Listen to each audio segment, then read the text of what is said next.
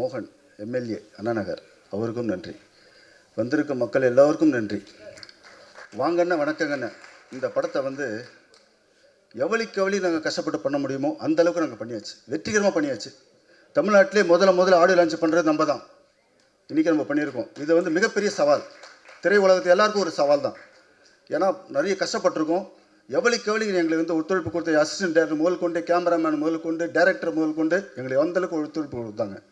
நாங்கள் நல்லபடியாக வெற்றிகரமாக பண்ணியிருக்கோம். இந்த ஸ்டேஜ் நிற்கிறோம்னா முழுக்க இந்த மீடியா உள்ள அத்தனை பேருக்கும் எங்களுக்கு நன்றி. ஏன்னா எங்களோட உழைப்பு மட்டும் இல்லை, உங்களுடைய உழைப்பு இதில் சேர்ந்து கலந்துருக்கு. இந்த படத்தை மேல்கொண்டு வளர வரத்துக்கு உங்ககிட்ட தான் இருக்குது. மக்களாக நீங்களும் இந்த படத்தை வந்து வெற்றிகரம் செய்கிறது உங்கள் கையில் தான் இருக்குது. அது உங்கள் உழைப்பை நான் எதிர்பார்க்குறோம். மத்திய சென்னை எல் மோகன் ஹியூமன் ரைட்ஸில் இருக்கார். அவர் உழைப்பை வந்து எங்களுக்கு ரொம்ப சைடில் எங்களுக்கு ஹெல்ப் பண்ணியிருக்கார். அதனால் இருக்கிற மக்கள் எல்லாருக்கும் உங்களுக்கு நன்றி தெரிவிச்சுக்கிறேன். நன்றி, வணக்கம். Thank you sir. அவர்களை ஒரு சில வார்த்தை பேசுமாறு அழைக்கின்றோம். வாங்கண்ணா வணக்கங்கண்ணா. ஆடியோ லான்ச் வந்திருக்க எல்லாருக்குமே வணக்கம்.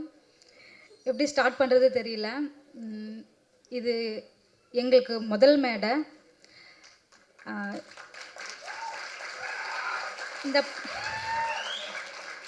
இந்த படத்தின் கதாநாயகனாக இருக்கும் சுந்தர் மகாஸ்ரீ வந்து என்னோட ஹஸ்பண்ட் தான். நாங்கள் ஃபஸ்ட்டு வந்துட்டு ஜூனியர் ஆர்டிஸ்ட்டாக தான் எங்களோட லைஃப்பை ஸ்டார்ட் பண்ணோம். ஃபஸ்ட்டு ஜூனியர் ஆர்டிஸ்ட்டாக வந்தோம். அதுக்கப்புறமா அங்கேருந்து லவ் பண்ணி, அதுக்கப்புறம் கல்யாணம் பண்ணி, அதுக்கப்புறம் இப்படி இங்கே வந்து நிற்கிறோம். சரி, 2 பேரில் யாருன்னா ஒருத்தர் வந்து சினிமாவில் இருக்கணும், அதனால் நான் வேலைக்கு போக ஸ்டார்ட் பண்ணிட்டேன். ஸோ அவங்க அப்போலேருந்து இப்போ வரைக்குமோ சினிமா அப்படி தான் இருந்தது. இந்த இடத்துக்கு வர்றதுக்கு நாங்கள் ரொம்பவே கஷ்டப்பட்டிருக்கோம். அவர் ஃபஸ்ட்டு ஒரு ஆக்டராக தான் அவங்களோட லைஃப்பை ஸ்டார்ட் பண்ணாங்க. ஆனால் வந்துட்டு ஈஸியாக கிடைக்காதுன்னு தெரிஞ்சது. அதுக்கப்புறமா ஓகே, அவங்க வந்து அவங்களே வந்துட்டு தயார்படுத்திக்கிட்டாங்க. எல்லா விதத்துலேயும் எல்லா ஒர்க்கும் கற்றுக்கிட்டாங்க. டைரக்டராகவும் நிறைய கதையை ரெடி பண்ணி, அதுக்கப்புறமா ஒரு ப்ரொடக்ஷனும் போயிட்டு ஸ்டார்ட் பண்ணி கேட்டுருது ரொம்பவே ட்ரை பண்ணாங்க. அது நடக்கிறதுக்கே பல வருஷம் ஆச்சு. ஸோ ஒரு வாட்டியும் அதனாலவே அவரோட சோகத்தை சொல்லும் போது ரொம்ப கஷ்டமாக இருக்கும். அதனால எங்களுக்குள்ள சண்டை கூட வந்திருக்கு. ஏன்னா எவ்வளோ போயிட்டு கதை சொல்லும் போது ப்ரொடியூசர்ஸ் வந்துட்டு கேட்டுட்டு டக்குன்னு ஓகே பண்ண மாட்டாங்க. வெயிட் பண்ணுங்க அப்படின்னு சொல்லிட்டு எவ்வளவோ ஏறி இறங்கியிருக்காங்க. சரி, அதுக்கப்புறமா நம்ம என்ன பண்ணலாம் அப்படின்னு சொல்லி தான், சரி ஓகே நம்மளால் என்ன பண்ண முடியும், சரி எவ்வளோ ஆகும், பட்ஜெட் எவ்வளோ ஆகும் அப்படின்னு பார்த்து ஹஸ்பண்ட்காக ப்ரொடக்ஷன் சரி ஓகே ஸ்டார்ட் பண்ணுவோம் அப்படின்னு சொல்லிட்டு தான் ஸ்டார்ட் பண்ணது. இதில் என்னோட உழைப்பு மட்டும் இல்லை, மகாலட்சுமி அம்மாவோட உழைப்பும் தான் இருக்குது. என்னோட மாமியார் அவங்களோட உழைப்பும் தான் இருக்குது. அவருக்கு எப்படி நான் சப்போர்ட்டோ அதே மாதிரி அம்மாவும் எங்களுக்கு சப்போர்ட் தான். ஸோ அவங்க மூலமாக தான் இவ்வளோ தூரம் நாங்கள் வந்து நிற்கிறோம். என்னன்னா, அது மட்டும் இல்லாமல் இந்த படத்தை வந்து நாங்கள் 20 நாளில் ஷூட் பண்ணி முடிச்சிட்டோம். அதுக்கு மெயின் ரீசனே வந்துட்டு நம்மளோட டீம் தான். இந்த படத்தில் இருக்கிற டீம் தான். எல்லாருமே வந்து அவங்களுடைய சப்போர்ட்டை வந்து ரொம்பவே நிறையவே கொடுத்துருக்காங்க. எந்த அளவுக்கு சீக்கிரமாக முடிக்க முடியும் அப்படின்றது அவங்க கொடுத்த ஒத்துழைப்பினால தான். இந்த படத்தை ஈஸியாக ஸ்டார்ட் பண்ணல. அதுக்கப்புறமா சரி நம்மளால் மட்டுமே ஸ்டார்ட் பண்ண முடியாது அப்படின்னு சொல்லிட்டு நாங்களும் சரி என்ன பண்ணலாம் அப்படின்னும் போது தான் நமக்கு லக்ஷ்மண் சார் வந்தாங்க. ஸோ அதுக்கப்புறமா பேசணும், டக்குன்னு டிஸ்கஸ் பண்ணோம், ஓகே போகலாம் அப்படின்னு சொல்லிட்டு அவங்களும் வந்துட்டு அவ்வளோ நம்பிக்கையாக வந்துட்டு டக்குன்னு இறங்கினார். அதுக்காக லக்ஷ்மண் சாருக்கு நன்றி சொல்லிக்கிறேன். இங்கே இந்த டீமில் இருக்க எல்லாருக்குமே நன்றி சொல்லிக்கிறேன். ஏன்னா அவங்களோட ஒத்துழைப்பு இல்லைன்னா இவ்வளோ சீக்கிரம் இந்த படத்தை முடிச்சிருக்க முடியாது. ஒரே ஒரு ரெக்வஸ்ட் என்னன்னா, ப்ரொடியூசருங்களுக்கு சொல்கிறேன், டைரக்டருங்க வந்து உங்ககிட்ட கதை சொல்ல வராங்கன்னா ஒரே ஒரு கதை மட்டும் வச்சுட்டு சொல்ல வரல. ஸோ அவங்கக்கிட்ட நிறைய கதை இருக்கும். நீங்கள் என்ன கதை எதிர்பார்க்குறீங்கன்றதை சொன்னீங்கன்னா அவங்க உங்களுக்கு தேவையான கதையை சொல்லுவாங்க. நீங்கள் எதுவுமே சொல்லாமல் அவங்க சொல்கிற கதையை வந்து நீங்கள் எதிர்பார்க்குற கதையே இல்லைன்னு சொல்லிட்டு வேண்டாம், இல்லை அப்புறம் பார்ப்போம் அப்படின்னு சொல்லிடுறீங்க. அவங்களுக்கு கிடைக்கிறது அந்த ஒரு வாய்ப்பு தான். அதனால நீங்கள் என்ன மாதிரி கதை எதிர்பார்க்குறீங்கன்னு சொன்னீங்கன்னா அவங்க அந்த கதையை சொல்லும் போது உங்களுக்கு பிடிச்சிரும், ஓகே அப்படின்னு சொல்லிட்டு நீங்கள் அந்த டைமில் நீங்கள் உங்களுக்கு பிடிச்சிருந்துச்சின்னா அவங்களுக்கு அப்போ வந்து அவங்களுக்கு ஒரு லைஃப் கிடச்சிருக்கும். அது மட்டும் இனிமேல் கொஞ்சம் பார்த்து பண்ணால் நல்லாயிருக்கும். எதனா தப்பாக பேசியிருந்தா மன்னிச்சிடுங்க. ஏன்னா ஒரு டேரக்டர் எவ்வளோ வந்து கஷ்டப்பட்டிருக்காங்கன்னு சொல்லிட்டு எங்கள் ஹஸ்பண்ட் கூட இருந்ததுனால எனக்கு தெரிஞ்சது. சரி நம்மளால் என்ன பண்ண முடியுன்றதுனால நான் ஹெல்ப் பண்ணியிருக்கேன். அதனால சொல்கிறேன். அதுக்கப்புறம் இந்த படம் நல்லபடியாக முடிஞ்சிருச்சு. எல்லாரும் தியேட்டருக்கு போய் பாருங்கள், ரொம்பவே நல்லா வந்திருக்கு. அது மட்டும் இல்லாமல் இன்னொரு படமும் இதுக்கு அடுத்து ஸ்டார்ட் பண்ணியாச்சு. இன்னும் கொஞ்சம் ஒர்க் போய்கிட்டு இருக்கு. நம்ம இதில் வந்துட்டு எல்லாருமே வந்துட்டு நிறைய பேர் வந்துட்டு நியூ ஃபேஸ் தான் இருக்கும். ஸோ அதனால் வந்துட்டு யாராக இருந்தாலும் நம்மளோட ப்ரொடக்ஷனில் வந்துட்டு ஏதாவது நடிக்கணும் அப்படின்னு இருந்துச்சுன்னா ட்ரை பண்ணலாம். எங்களோட சப்போர்ட் உங்கள் எல்லாருக்குமே இருக்கும். உங்களோட சப்போர்ட்டும் எங்களுக்கு தேவை. ஸோ இப்போ தான் எங்களுடைய லைஃப்பை நாங்கள் ஸ்டார்ட் பண்ணியிருக்கோம். அவ்வளோதான். நன்றி, வணக்கம்.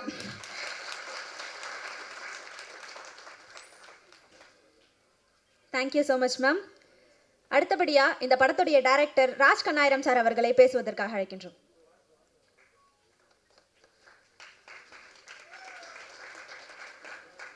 இங்கே வந்திருக்கும் எல்லாருக்கும் வணக்கம். இது என்னோடய ஃபஸ்ட் மூவி அப்படின்னு சொல்லலாம். இங்கே வர்றதுக்கு நான் எவ்வளோ கஷ்டப்பட்டேன்னு எனக்கு தான் தெரியும். 10 வருஷம் போராட்டம் உண்மையாகவே. அது சார் உங்களுக்கும் தெரியாது. ஏன்னா இது என்னோடய மூவின்றதை விட என் வாழ்க்கை. இது கஷ்டப்பட்டது வந்து யாஸ்மின் பேகம் அவர்களும் லக்ஷ்மண் சார் அவர்களும்.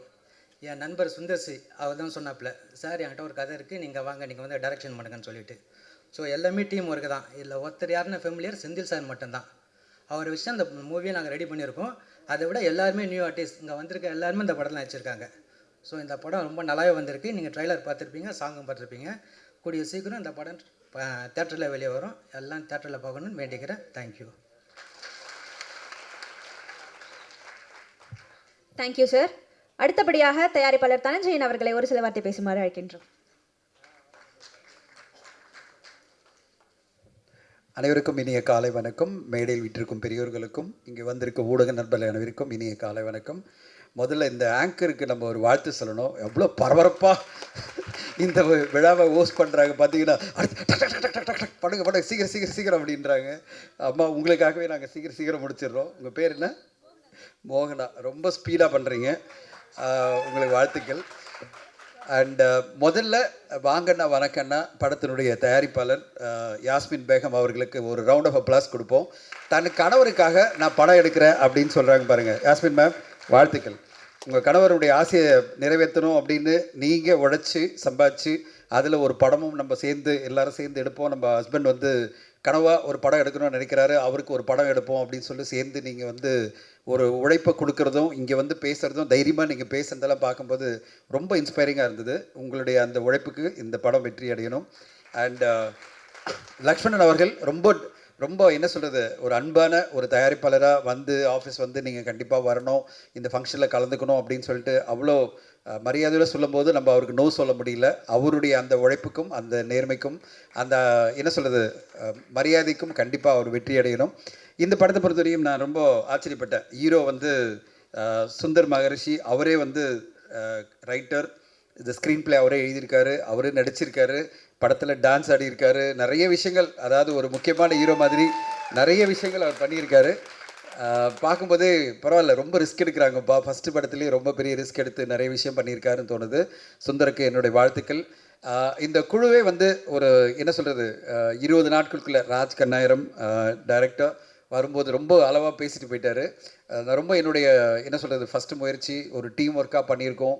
20 நாட்களுக்குள்ளே அந்த ஃபஸ்ட் டைம் வந்து இந்த மாதிரி ஒரு ப்ரெஸ் நோட்டு கொடுத்து, சார் இதெல்லாம் ஞாபகம் வச்சுங்க அப்படின்னு எந்த ப்ரெஸ் மீட்லேயும் அந்த மாதிரி ஆடியோ லான்ச்சில் நம்மளுக்கு கொடுத்ததே இல்லை. இதெல்லாம் ரொம்ப அப்ரிஷியேட் பண்ணணும். கிளியராக என்ன கதைன்னு வேற சொல்லிட்டாங்க. அதாவது 24 மணி நேரத்திற்குள் ஒரு யூடியூபருக்கும் ஒரு பொலிட்டீஷியனுக்கும் நடக்கிற ஒரு பிரச்சனை, அதில் எப்படி யூடியூபர் தப்பிச்சாரா இல்லையா அப்படின்னு அழகாக கதையே நம்மளுக்கு சொல்லி, சார் இதெல்லாம் தெரிஞ்சுங்க, இதுதான் கதை, நாங்கள் ட்ரெய்லர் சாங் காமிச்சிட்டோன்னு ரொம்ப டிசிப்ளினாக ஒரு குழுவாக அவங்க இயங்கியிருக்காங்க. அண்ட் 20 நாட்களுக்குள்ளே படம் எடுக்கிறதெல்லாம் அவ்வளோ ஈஸி இல்லைங்க. அதில் வந்து இத்தனை பாடல்கள், காமெடி சீனு, அவ்வளோ ஆர்டிஸ்ட் வச்சு பரபரப்பாக இயங்கி எப்படி ஒரு மோகனா ஆங்கர் பண்ணாங்களோ அதே மாதிரி பரபரப்பாக படத்தை வந்து 20 நாட்கள் டே அண்ட் நைட்டு. ஏன்னா ஒரு மேடம் ப்ரொடியூஸ் பண்ணுறாங்க, அவங்க கண்டிப்பாக டைட்டாக பட்ஜெட் கொடுத்து இதுக்குள்ளே முடிங்கன்னு சொல்லியிருப்பாங்கன்னு நினைக்கிறேன். அந்த பட்ஜெட்டுக்குள்ளே முடிக்கணும்னு சொல்கிறதுக்காக இந்த குழு ரொம்ப டே அண்ட் நைட் இயங்கி ஒரு படத்தை கொண்டு வந்திருக்காங்க. சினிமா துறை பொறுத்தவரையும் ஒரு நல்ல படைப்பு வரும்போது கண்டிப்பாக மக்கள் ஆதரவு கொடுப்பாங்க. எப்படி இன்றைக்கி 2 நாட்கள் பார்த்தீங்கன்னா கில்லி மாதிரி எல்லோரும் வந்து ஆடியன்ஸ் எல்லாம் திரையரங்கில் வந்து ஜேன்னு கூட்டம் வந்து விஜய் சாரை செலிப்ரேட் பண்ணிட்டாங்க. விஜய் சார் வந்து 20 வருஷம் கழிச்சு நடிக்கிற 20 வருஷம் முன்னாடி நடித்த ஒரு படத்துக்கு இவ்வளோ பெரிய ரெஸ்பான்ஸ் வந்திருக்கு. பாக்ஸ் ஆஃபீஸை மீண்டும் களை கட்டுது. எல்லோருமே தமிழ் சினிமாவில் ஒரு நம்பிக்கையை கொடுத்துருக்கிற படமாக இன்றைக்கி கில்லி மாறி இருக்குது. ஆடியன்ஸ்க்கு நல்ல படம் வந்தால் போகிறோம், திரையரங்கு வந்துடுவோம், நாங்கள்லாம் கில்லி மாதிரி அப்படின்னு சொல்லிட்டு ஆடியன்ஸ் சொல்லியிருக்காங்க. அந்த மாதிரி ஒரு நல்ல கில்லி மாதிரி ஒரு என்டர்டெய்னிங்கான படமாக இந்த படமும் வந்ததுன்னா, ஜாலியாக சிரித்து கொண்டாடுற எல்லார் ஃபேமிலியும் பார்க்குற படமாக இருந்ததுன்னா கண்டிப்பாக மக்கள் வந்துடுவாங்க. இன்றைக்கி மக்கள் எல்லாம் திரையரங்கு வந்து படம் பார்க்க ரெடியாக இருக்காங்கன்றது தான் கில்லி படம் 2 நாள் வசூலில் நம்மளுக்கு சொல்கிற செய்தி. இந்த படமும் அதே மாதிரி என்டர்டெய்னிங்காக எல்லோரையும் மகிழ்விச்சு ஒரு வணிக ரீதியில் வெற்றி அடையணும். இவ்வளோ பெரிய பொலிட்டிக்கல் தலைவர்கள்லாம் எனக்கு வந்து திருநாவுக்கரசு ஐயர்லாம் ஒரு பெரிய இன்ஸ்பிரேஷன். அவரை பார்க்கும்போதெல்லாம் அவ்வளோ பெரிய மனிதர்லாம் இங்கே வந்திருக்காரு, எம்எல்ஏ அவர்களும் வந்திருக்காங்க போது ரொம்ப ஆச்சரியமாக இருக்குது. இவ்வளோ பெரிய ஒரு நெட்வொர்க் இருக்கிற இந்த தயாரிப்பு குழுக்கு வாழ்த்துக்கள். உங்களுடைய உங்களுக்கு கிடைக்கிற அந்த சப்போர்ட்டில் இந்த படம் மாபெரும் வெற்றி அடையணும். மீண்டும் இங்கு வந்திருக்கும் அனைவருக்கும் என்னுடைய மனமார்ந்த நன்றிகள். Thank you. Thank you so much sir. அடுத்தபடியா டாடா படத்தின் இயக்குனர் திரு கணேஷ் பாபு அவர்களை அழைக்கின்றோம். எல்லாருக்கும் வணக்கம். மேடையில் அமர்ந்திருக்கக்கூடிய பெரியவர்கள் அனைவருக்கும், ப்ரெஸ் மீடியா நண்பர்களுக்கும் வணக்கம். இன்னைக்கு நான் வரத்துக்கு காரணமாக இருந்தவர் வந்து மாதவன் அப்படின்னு சொல்லிட்டு இந்த படத்தில் கோரியோகிராஃபராக ஒர்க் பண்ணியிருக்காரு. ஒரு நீண்ட நாள் நண்பர் அவர் எனக்கு. ஸோ ஃபோன் பண்ணி இந்த மாதிரி ஒரு நல்ல ப்ராஜெக்டில் ஒர்க் பண்ணியிருக்கேன், நீங்கள் வரணும் அப்படின்னாரு. சரி, அவருக்காக தான் இன்றைக்கி வந்தால் அதான் இந்த பேப்பர்லேயே எனக்கு தெரிஞ்சிருச்சு அவங்க பிளானிங் எப்படி இருக்குது அப்படின்னு சொல்லிட்டு. ஏன்னா ரொம்ப அழகாக பண்ணியிருக்காங்க. ஸோ ஒரு டிசிப்ளின்டாக 20 டேஸில் ஏன் முடித்தாங்கன்றது எனக்கு தெரியுது. ஸோ எல்லாத்தையும் பிளான் பண்ணி ரொம்ப அழகாக பண்ணியிருக்காங்க. ப்ரொடியூசர் யாஸ்மின் பேகம் அவங்களுக்கும், சுந்தர் மகாஸ்ரீ அவருக்கும் என்னுடைய வாழ்த்துக்கள். அதே மாதிரி டைரக்டர் ராஜ் கண்ணாயிரம் அவருக்கும் என்னுடைய வாழ்த்துக்கள். ரொம்ப என்டர்டெய்னிங்காக இருந்துச்சு, இன்ட்ரெஸ்டிங்காக இருந்துச்சு. மியூசிக் எனக்கு ரொம்ப பிடிச்சிருந்துச்சு, ரொம்ப நல்லா பண்ணியிருந்தாங்க. அதே மாதிரி ஆர்டிஸ்ட் எல்லாருமே வந்து ரொம்ப லைவாக நம்ம பசங்களை பார்க்குற மாதிரி ரொம்ப நல்லா இருந்துச்சு எல்லோரும். ஸோ எல்லாருக்கும் ஃபஸ்ட் படம் ரொம்ப இன்ட்ரெஸ்டிங்காக ஒர்க் பண்ணியிருக்கீங்க. டீம் ஒர்க்னு யாரும் சொன்னாங்க, அது ரொம்ப க்ளீனாக தெரிஞ்சது படத்தில். நல்ல ஒரு டீம் ஒர்க் இது. ஏன்னா மாதவன் என்னை கூப்பிட்டு இந்த மாதிரி வந்து வாங்க அப்படின்னாரு. நான் சரி ஓகே வரேன் அப்படின்னோடனே இன்னைக்கு நேற்றுக்கும் கால் பண்ணார், இன்றைக்கி மார்னிங்கும் கால் பண்ணிகிட்டே விடாமல் ஃபாலோ பண்ணிகிட்டே இருந்தார். நான் மாதவன் கிட்டே கேட்டேன், ஏங்க நீங்கள் பேசுகிறீங்க, நான் வரது யாருக்காவது அங்கே தெரியுமா, இல்லை நீங்களே கூப்பிட்றீங்களா? இல்லை நான் கூப்பிட்டா அந்த டீம் கூப்பிட்ட மாதிரி நீங்கள் வாங்க அப்படின்னாரு. ஸோ ரொம்ப நன்றி, ரொம்ப சந்தோஷமாக இருக்குது. ஒரு ரொம்ப ரொம்ப யங்கான ஒரு டீம் கூட இன்றைக்கி வந்து உட்காண்ட்ருக்கிறது. ஸோ அதே மாதிரி இப்போது தனஞ்சயன் சார் சொன்னாங்க, ரொம்ப பவர்ஃபுல்லான ஆட்கள்லாம் உட்காண்ட்ருக்காங்க ஸ்டேஜில். ஸோ அதுக்கு நடுவில் இந்த ஆடியோ லான்ச் நடக்கிறது ரொம்ப சந்தோஷமாக இருக்குது. நன்றி, வணக்கம். Thank you sir. அடுத்தபடியாக ரூட்டு திரைப்படத்தின் டைரக்டர் AC மணிகண்டன் அவர்களை அழைக்கின்றோம். எல்லாருக்கும் வணக்கம். இந்த படத்துக்கு எவ்வளோ கஷ்டப்பட்டிருக்காங்கன்றது படக்குழுவினரோட முகத்தில் தெரியுது. அந்தளவுக்கு சந்தோஷமாக இருக்காங்க. இந்த சந்தோஷம் நீடிக்கணும் அப்படின்னா இந்த படம் வந்து ஒரு நல்ல மனிதர் கையில் போய் சேர்ந்து அது மூலயமா தேட்டருக்கு வரணும். அப்போ தான் இந்த படத்தோட முழுமையான வெற்றியை நம்ம பார்க்க முடியும். ஏன்னா வந்து படத்தை பிஸ்னஸ் பண்ணித்தரேன், ரிலீஸ் பண்ணித்தரேன் அப்படி சொல்லி நிறைய சீட்டிங் நடக்குது. அவங்க கையில் போய் மாட்டிக்காமல் ஒரு நல்ல மனிதர் கையில் போச்சுன்னா அந்த படத்தோட முழுமையான வெற்றி நம்ம பார்க்கலாம். நான் ஒரு படம் பண்ணி ரிலீஸ் பண்ண அந்த அனுபவத்தை தான் ஷேர் பண்ண, தப்பாக இருந்தால் மன்னிச்சுங்க. நன்றி.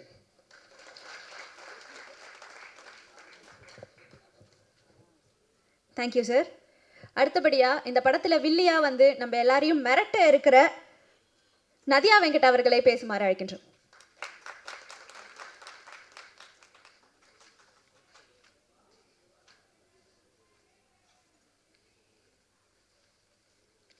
எல்லாருக்கும் ஃபர்ஸ்ட் ஆஃப் ஆல் வணக்கம். இங்கே வந்திருக்கான பெரியவங்க எல்லாருக்கும் வணக்கம்.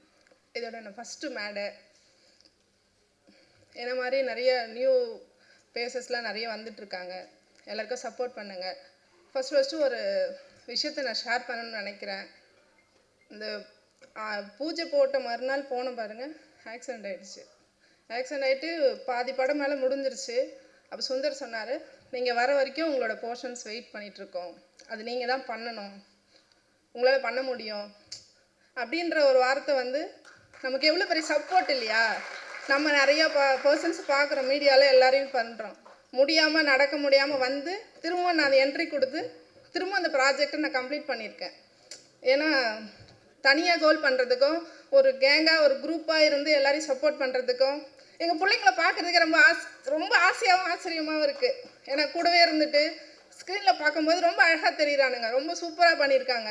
ஏன்னா யங்ஸ்டர்ஸ் எல்லாரையும் புதுசாக வரவங்க எல்லாரையும் சப்போர்ட் பண்ணுங்கள். மீடியா எல்லாருக்கும் ரொம்ப வரவேற்பு கொடுங்க. Thank you so much.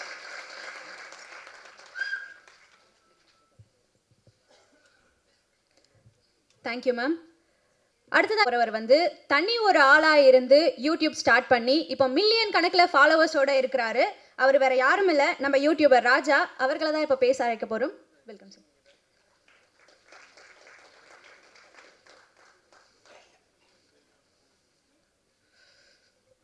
இங்கே வந்திருக்கும் எல்லாருக்கும் காலை வணக்கம்.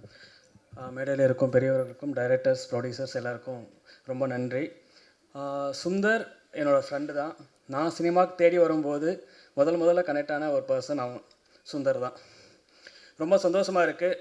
மோர் தென் ஒரு 9 இயர்ஸ்க்கு அப்புறம் ஒரு பெரிய ஸ்க்ரீனில் பார்க்குறதுக்கு. உண்மையிலே பதட்டமாக இருக்குது எனக்கு பேச. தேங்க்யூ. இங்கே வந்திருக்க எல்லாருமே இந்த படத்துக்கு உங்களோட சப்போர்ட் பார்க்கும்போதே தெரியுது. இதே மாதிரி அவர் தேட்டர்லேயும் வந்து பார்த்து உங்கள் நண்பர்கள் எல்லாருக்கும் ஷேர் பண்ணி இந்த படத்தை வெற்றி பெற வச்சா ரொம்ப சந்தோஷமாக இருக்கும். ரொம்ப நன்றி. தேங்க்யூ. அடுத்து நம்ம பேச கூப்பிட போகிறவங்க வந்து ஒரு வீர பெண்மணி. அவங்க வேற யாரும் இல்லை, இந்த படத்தோட ஹீரோயின் அபிநயா மேம் தான். இவங்க ஒரு தனி ஆளாக இருந்து யூடியூப் இந்த மாதிரி நிறைய விஷயங்கள் பண்ணிட்டு இருக்காங்க. Please welcome ma'am.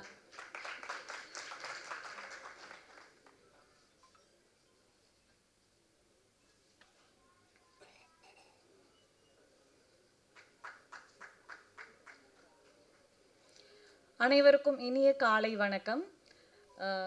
ரொம்ப நன்றி சொல்லணும். யாருக்குன்னா ராஜ் கண்ணாயிரம் டைரக்டர் சார். அவங்க தான் என்னை ஃபஸ்ட்டு செலக்ட் பண்ணாங்க. ஸோ ரொம்ப நன்றி சார், ரொம்ப நன்றி. அண்ட் சுந்தர் சார் வந்து ரொம்பவே ஃபாஸ்ட். அந்த நண்பன் படத்தில் சத்யராஜ் சொல்லுவாங்க இல்லையா, வேகமாக ரன் ஓடணும் அப்படின்ற மாதிரி, அந்த மாதிரி அவர் வந்து ஃபாஸ்ட்டாக இருக்கார். அதுக்கு ரொம்ப பெரிய ஒரு காரணம் வந்து அவங்க ஒய்ஃப் ரொம்ப சப்போர்ட்டாக இருக்காங்க. ஸோ இந்த மாதிரி ஒய்ஃப் அண்ட் ஹஸ்பண்ட் வந்து அண்டர்ஸ்டாண்டிங் பண்ணி போகிறது வந்து எனக்கு ரொம்ப புதுசாக இருக்குது. இந்த ஃபீல்டில் வந்து நிறைய கஷ்டம் இருக்கும். ஏன்னா நானும் அப்படி தான் ஆரம்பித்தேன். 10th படிக்கும்பொழுது விஜேவாக நான் வந்து ஒர்க் பண்ணேன் என்னுடைய நேட்டிவில். எப்படி ஒர்க் பண்ணேன்னா, வீட்டில் டியூஷனுக்கு போகிறேன் அப்படின்னு போய் சொல்லிட்டு ஓடி போயிடுவேன். லைவ் முடிச்சுட்டு வந்து திரும்ப டியூஷன் போய் படித்து முடித்தேன். அண்ட் 10th 12th எல்லாம் கம்ப்ளீட் பண்ணதுக்கப்புறம் காலேஜ் வந்து ஹாஸ்டலில் மாட்டிக்கிட்டேன். அது முடித்ததுக்கப்புறம் தான் திரும்பவும் நான் விடக்கூடாது. ஒரு உண்மையை சொல்லணும் அப்படின்னா, நான் இன்ஜினியரிங் முடிச்சுட்டு ஒரு 2.5 வருஷமாக ஒரு ப்ரைவேட் கம்பெனியில் ஒர்க் பண்ணேன். ஐடியில் நல்ல சேல்ரி, ஏசியிலே உட்காந்து வேலை பார்க்கலாம், நிம்மதியாக இருக்கலாம். பட் அதெல்லாம் விட்டுட்டு சினிமா வந்து எல்லாருக்குமே தெரியும். இங்கே உட்காந்துருக்கவங்களுக்கு உங்களோட எக்ஸ்பீரியன்ஸ் தான் என்னோடய வயசாக இருக்கும். நான் பேசுகிறதுக்கு தகுதியான்னு எனக்கு தெரியலை, ஆனாலும் நான் சொல்கிறேன். சினிமாவில் சில நாள் வந்து நம்மளுக்கு நிறைய இன்கம் கிடைக்கும், திடீர்னு நம்மளுக்கு எங்கே இருக்கோன்னே தெரியாத அளவுக்கு போயிடுவோம். இந்த ஒரு ஃபீல்டில் எதுக்கு சூஸ் பண்ணுறேன்னு வீட்டில் வந்து கேட்கும் பொழுது எனக்கு தெரியலை. சின்ன வயசுலேருந்தே வந்து இதில் தான் இருக்கணுன்ற ஒரு மைண்ட் செட் பண்ணிட்டேன். அதனால் நான் இப்படி தான் போவேன் அப்படின்னு அடம் பிடிச்சிட்டு இருந்தேன். எங்கேயோ பிறந்து புதுக்கோட்டையில் தான் பிறந்தேன். புதுக்கோட்டை சொந்த ஊர். ஸோ இங்கே எத்தனை பேர் புதுக்கோட்டை, தஞ்சாவூர் அந்த மாதிரி இருப்பீங்கன்னு எனக்கு தெரியலை. ரொம்ப சந்தோஷமானா அதில் வந்து ஒரு சின்ன ஒரு கிராமம் மாதிரி தான் நம்ம ஊர்.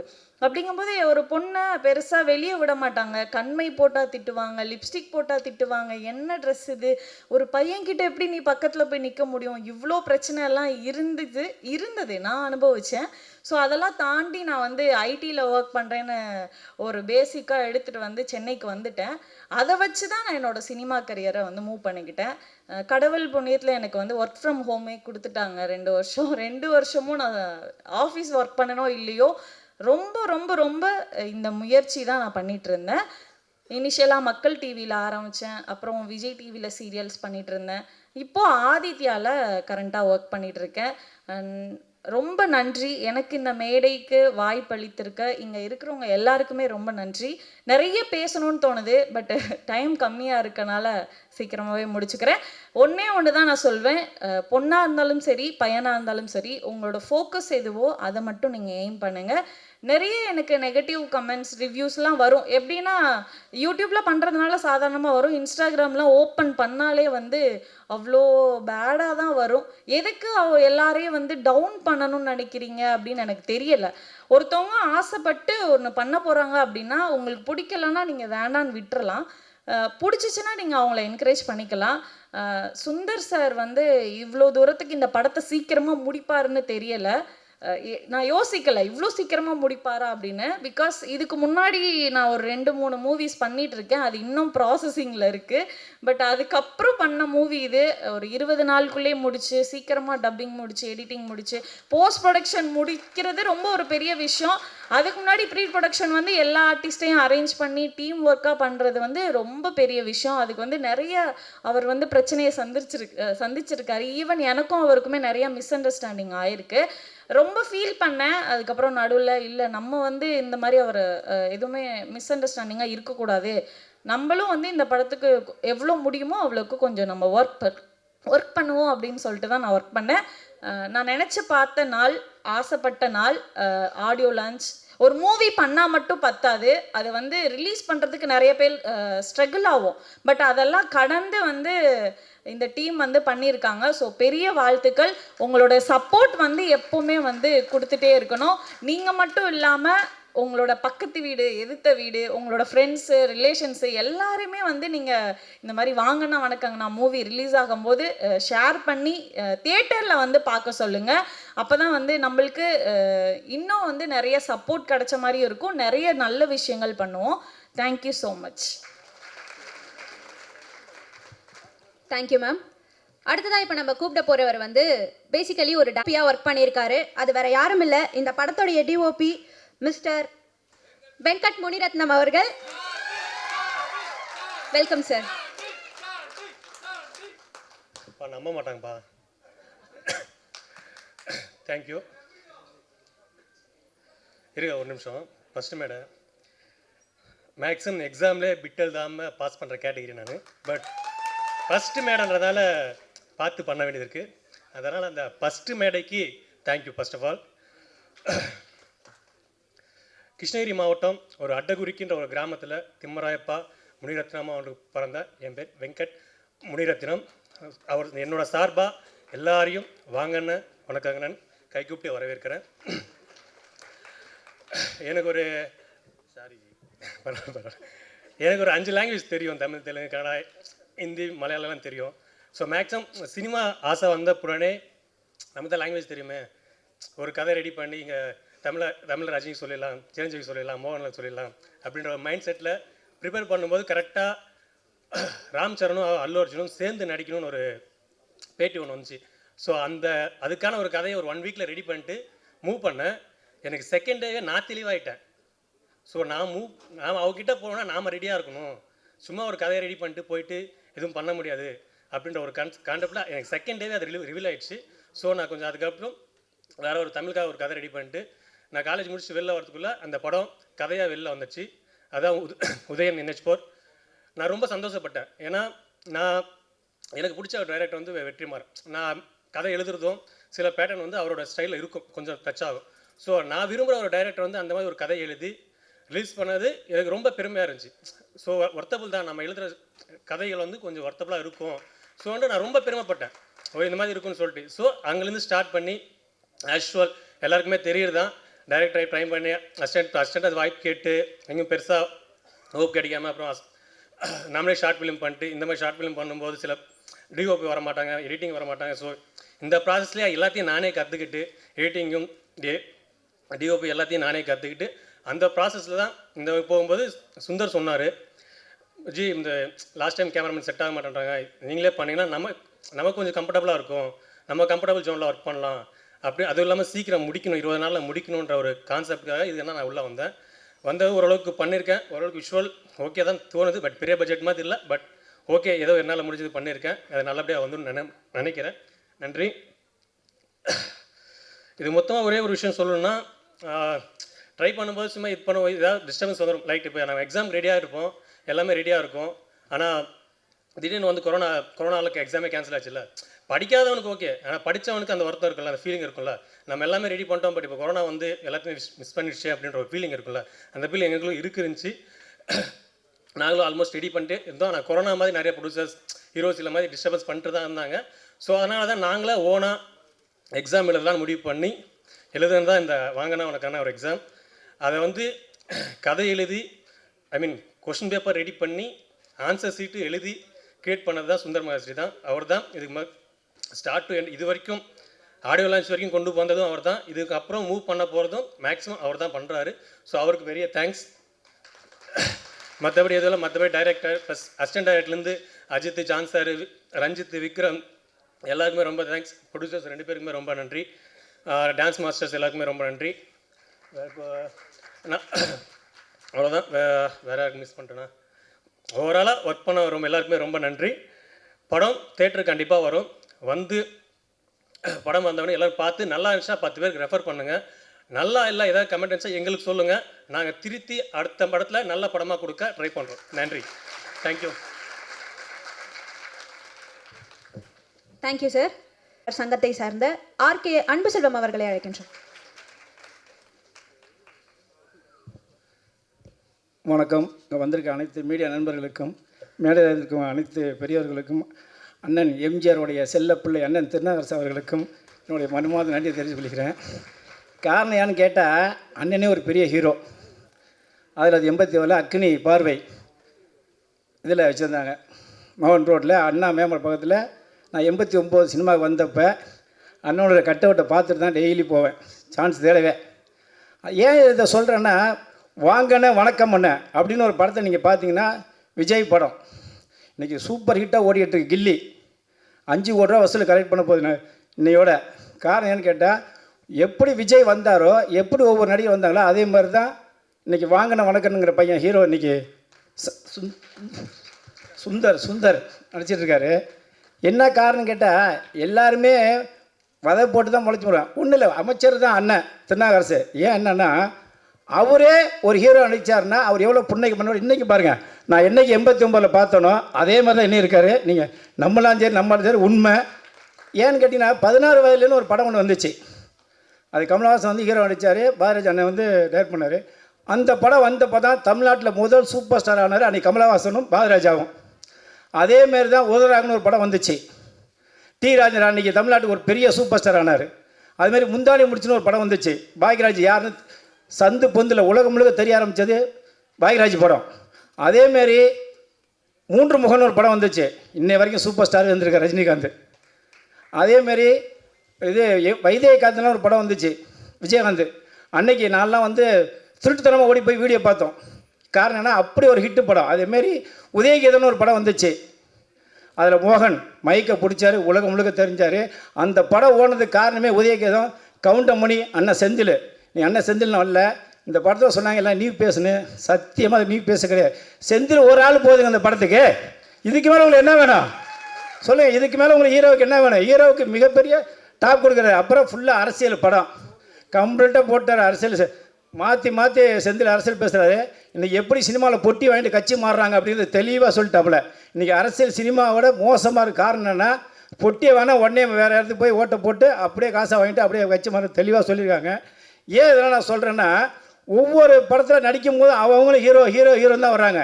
இன்றைக்கி ரஜினிகாந்த் இன்றைக்கி எப்படி இருக்கார், இன்றைக்கி விஜய் எப்படி இருக்கார், ரஜினி எப்படி இருக்கார், கமல் இருக்காருன்னா அவங்களாம் கஷ்டப்பட்டு தான் உயர்ந்துருக்காங்க. அதேமாரி தான் இன்றைக்கி நம்ம பையன் சுந்தர் வந்து கஷ்டப்பட்டு இன்றைக்கி கமலாவில் கொண்டு வந்து இன்றைக்கி ஆடியன்ஸ் வச்சுருக்காருன்னா, இது பெரிய படம். நான் எங்கள் சங்கம் வந்து சிறுமுல் திரைப்பட சங்கம் தான். பேர் தான் சிறுமுல் திரைப்பட சங்கம். 5 கோடி எடுக்கலாம், 500 கோடி எடுக்கலாம். சினிமா அவ்வளோ அருமையாக இருந்துச்சு. கமலாவில் வச்சுருக்காருனால இவர் பெரிய படம் தான். காரணம் என்னன்னு கேட்டால், கமலாவில் வைக்கிறதுக்கு மிகப்பெரிய அந்த இது வேணும், கெப்பாசிட்டி வேணும். அதை வச்சுருக்காருன்னா எவ்வளோ அவங்க சொல்கிறாங்க, ஒய்ஃபு வந்து நாங்களாம் ஜூனியர்ஸ்னு. அப்படி தாங்க எல்லோரும் வந்திருக்காங்க. நீங்கள் சொன்னதான் உண்மை. இன்றைக்கி எம்ஜிஆர் யார் ஜூனியர் ஆர்டிஸ்டாக வந்தார், சிவாஜி எப்படி வந்தார், ரஜினி எப்படி வந்தார், கமல் எப்படி வந்தார், எல்லாருமே சாதாரணமாக வந்தவங்க தான். நான் ஓப்பனாக பேசுவேன், எதுக்கும் போயிட மாட்டேன். காரணம் என்ன கேட்டால், எல்லோரும் வரலாறு எனக்கு தெரியுங்கிறதுனால தான் நான் சொல்கிறேன். என்ன காரணம், சினிமா யாரையுமே கைவிடாது.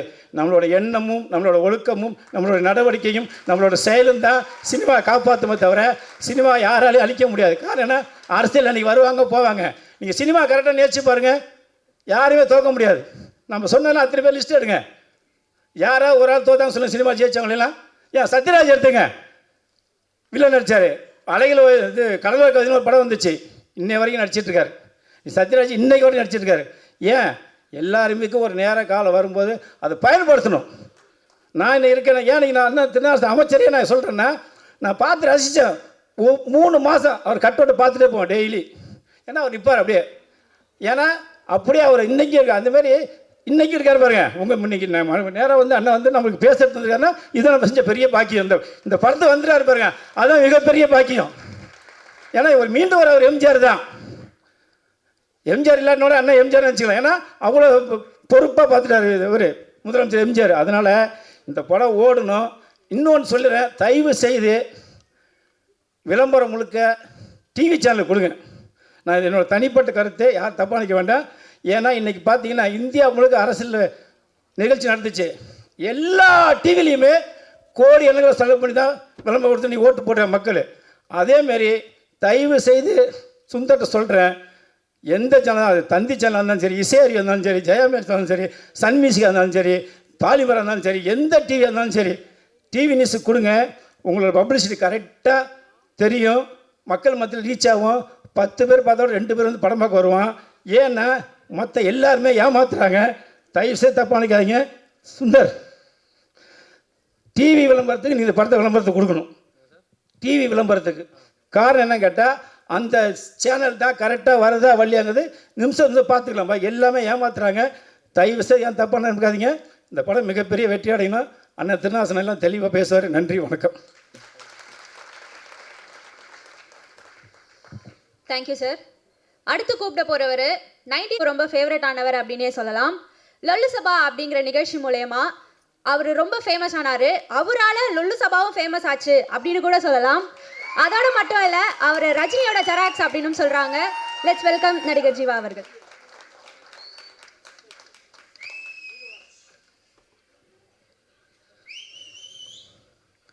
அனைவருக்கும் இனிய காலை வணக்கம். மதிப்புக்கும் மரியாதைக்கும் உரிய, நான் கடவுளை விட மேலாக வணங்கக்கூடிய பெருந்தலைவர் காமராஜர் அவர்கள் கடினமாக உழைத்து இந்த தமிழ்நாட்டில் ஒரு பேர் இயக்கத்தை கொண்டு வந்தாங்க அப்படின்னு சொன்னால் அது காங்கிரஸ் பேர் இயக்கம். அந்த காங்கிரஸுடைய முன்னாள் தலைவராக இருந்து இங்கே வந்திருக்கும் மரியாதைக்குரிய திருநாவுக்கரசு சார் அவர்களுக்கும், திரையுலகில்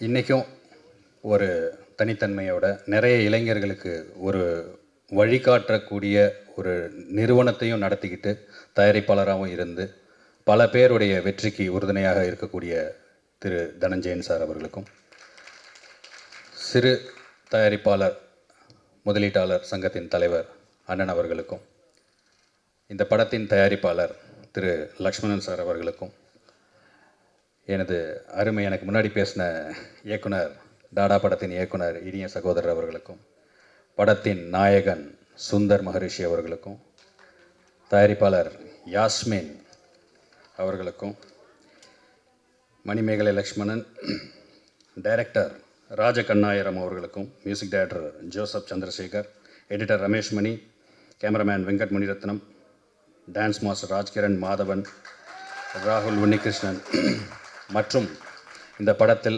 பணியாற்றிய அத்துணை கலைஞர்களுக்கும், எங்களுடைய ஆங்கர் அவர்களுக்கும், அண்டு வந்திருக்கும் அனைத்து பத்திரிகை சகோதர சகோதரிகளுக்கும், இங்கு வந்திருக்கும் அனைத்து இந்த படத்தை சேர்ந்த டெக்னீஷியன்ஸ், அவங்களுடைய உறவினர்கள், நண்பர்கள், ரசிக பெருமக்கள் அனைவருக்கும் என்னுடைய பணிவன்பான வணக்கத்தை தெரிவித்துக்கொண்டு, வாங்கண்ணா வணக்கங்கண்ணா தளபதியுடைய ஃபேமஸான ஒரு பாடல். தளபதி மட்டும் இல்லை, அந்த படம் எனக்கு ரொம்ப பிடிச்ச என்னுடைய இனிய நண்பர் இயக்குனர் ஏஎல் விஜய் அவர்களுடைய படம் அது.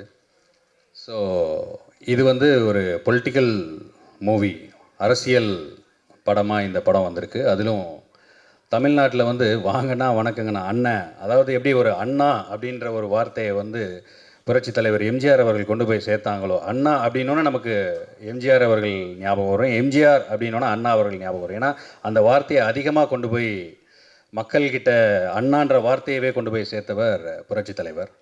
அது மாதிரி அண்ணன் அப்படிங்கிற வார்த்தையை மக்கள்கிட்ட கொண்டு போய் சேர்த்தவரே நம்ம செந்தில் அண்ணன் தான்.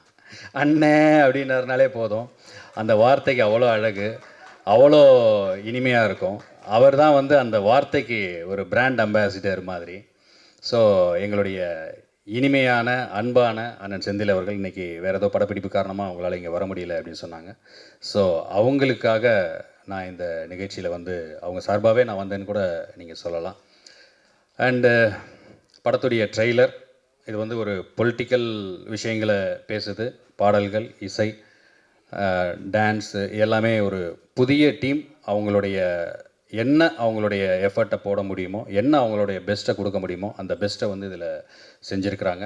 ஸோ அவங்களுக்கு வந்து அவங்க எதிர்பார்த்த அளவிற்கு அது வியாபாரத்துலேயும் அது இருக்கணும் அப்படின்னு சொல்லி நான் கடவுளை வேண்டிக்கிறேன். சினிமாங்கிறது வந்துங்க அது காலத்துக்கும் வருமானம் தரக்கூடிய ஒரு ப்ராப்பர்ட்டி. அதை நம்ம சரியாக செஞ்சோன்னு சொன்னால் அது வந்து ப்ராப்பர்ட்டி தான், அது ஒரு இன்டலெக்சுவல் ப்ராப்பர்ட்டி. அதுக்கு வந்து என்றைக்குமே அது ரெவென்யூ ஜென்ரேட் பண்ணிக்கிட்டே இருக்கும். ஒவ்வொரு டெக்னாலஜி வளர வளர அந்த கண்டென்ட், இப்போது சார் பேசும்போது சொன்னாங்க கில்லி வந்து 20 இயர்ஸ் கழித்து இவ்வளோ பெரிய கலெக்ஷன் பண்ணுது அப்படின்னா இட்ஸ் அ ப்ராப்பர்ட்டி, நமக்கு வந்து வருமானம் கொடுக்கும். சமீபத்தில் நான் தொடர்ந்து ஒரு 4-5 வாரமாக நான் வந்து உதயமில் வந்து அந்த ரீரிலீஸ் படங்கள் எல்லாமே நான் பார்க்குறேன். அன்பேவா, உலகம் சுற்றும் வாலிபன், 1000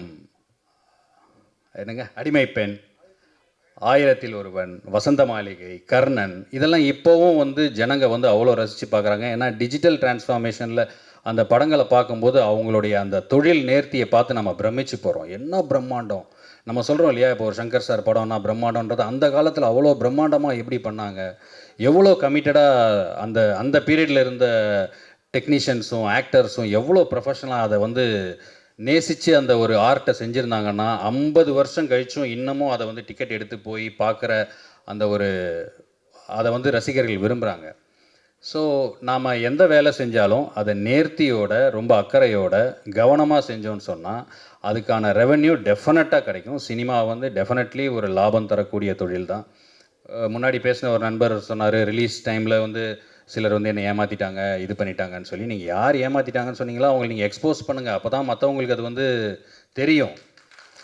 நம்ம பாட்டுக்கு மனசுக்குள்ளேயே வச்சுட்டு அவங்கள வந்து நீங்கள் திருடங்களை வந்து காட்டி கொடுக்காமல் இருந்தோன்னு சொன்னால் திருடன் திருடிக்கிட்டே இருப்பான். அது வந்து போய்கிட்டே தான் இருக்கும். எந்த ஃபீல்டாகட்டும், அது அரசியலாக இருக்கட்டும், இல்லை சினிமாவாக இருக்கட்டும், இல்லை சங்கங்களாக இருக்கட்டும், எதுவாக இருந்தாலும் இவன் தப்பு பண்ணனா அவன் தப்பு, நிர்வாகத்தில் சரியில்லையா சரியில்லை, அதை நம்ம சொல்லணும். ஏன்னா இது நமக்கு அதுக்கு பின்னாடி பல பேரோட லைஃப் இருக்குது, எதிர்காலம் இருக்குது, நம்பிக்கை இருக்குது, பல பேரோட வாழ்க்கையே அதில் தான் இருக்குது. ஸோ இதில் தப்பு பண்ணுறாங்கன்னு தெரிஞ்சிச்சுன்னா 2வது வாட்டி அவனை எலெக்ட் பண்ணாதீங்க, தேர்ந்தெடுக்காதீங்க. அப்போ தானே இண்டஸ்ட்ரி நல்லாயிருக்கும். இண்டஸ்ட்ரி நல்லா இருந்தால் தானே நம்ம நல்லா இருக்க முடியும். அதை வந்து நம்ம வந்து சொல்கிறதுக்கு வந்து தயங்கவே கூடாது. அதனுடைய பணிவன்பான வேண்டுகோள். ஸோ இந்த இண்டஸ்ட்ரி வந்து நல்லா இருக்கணும், நிறைய படங்கள் வரணும். வெளி லாங்குவேஜிலேருந்து நம்ம தேட்டருக்கு வந்து படங்கள் வந்து ஓட ஆரம்பிச்சிருக்கு. அதையும் நம்ம வரவேற்கணும். ஏன்னு சொன்னால் நம்ம படங்கள் அங்கே போகும்போது நம்ம வந்து ஏற்றுக்கிறோம், வெளிப்படங்கள் இங்கே வரும்போது அவங்களுக்கான வாய்ப்புகளையும் நம்ம கொடுக்க தான் செய்யணும். ஏன்னா இது ஒரு பேன் இண்டியன் ட்ரெண்டாக இப்போது வந்துக்கிட்டு இருக்கு, வியாபாரம் பெருசாகிக்கிட்டு இருக்கு.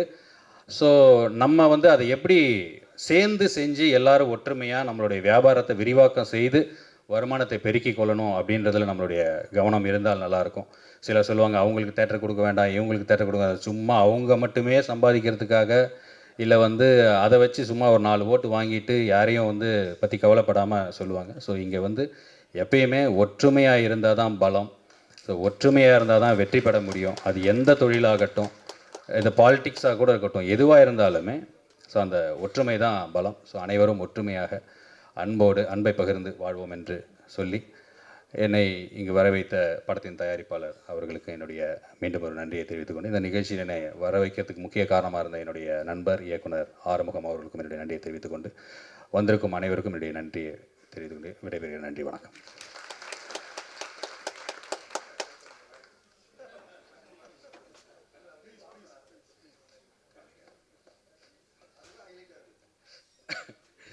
பாருங்கள், தனஞ்சயன் சார் அவங்க, நான் வந்து வந்தோன்னே அவங்க அதான் சொன்னாங்க, நான் இப்போ ஒரு கரான்னு ஒரு படம் பண்ணியிருக்கேன், அதில் நான் தான் மெயின் வில்லனாக நடிச்சிருக்கேன். அதில் வந்து வந்தோடனே சொன்னாங்க, ஏன்பா நீ என்ன ரஜினி சாரோட க்ளோன் மாதிரியே இருந்த அந்த படம் நான் பார்த்தேன் அப்படியே இருக்குன்னு. சார் என்ன பண்ணுறது, இப்போ டேரக்டர்ஸாக இருக்கட்டும், இப்போ சாரே அதை தான் கேட்குறாங்க. என்னை பார்த்தோன்னே கேட்குற முதல் விஷயமே நீங்கள் ரஜினி சார் மாதிரி பேசுங்க, ரஜினி சாருடைய அந்த விஷயத்தை பண்ணுங்க அப்படின்னு சொல்லி. அதை கேட்குறதுனாலே நான் திரும்ப திரும்ப செஞ்சு நான் நிறைய அப்படியே ஆயிட்டேன் சார். நிச்சயமா. சரி, ஓகே. இந்த ஃபங்க்ஷனுக்கு தலைவர் அவர்கள் வந்திருந்தாங்கன்னு சொன்னால் எப்படி இருந்திருக்கும்?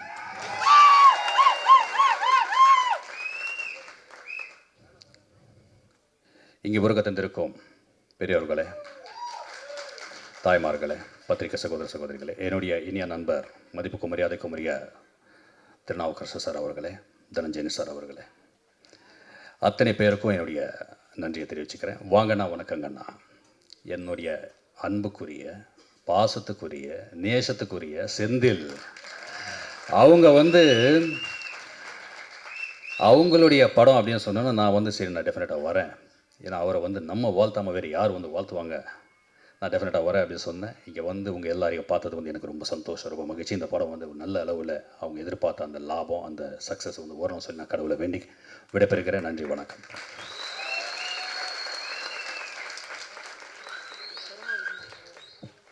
படம் நம்மளுக்கு முழுசா படமா ஒரு கோர்வையா கிடைக்குது அப்படின்னா அதுக்கு முக்கியமான காரணமா இருக்கிறது எடிட்டர். ஸோ அந்த வகையில இந்த படத்துடைய எடிட்டர் ரமேஷ் மணி அவர்களை பேசுமாறு அழைக்கின்றோம்.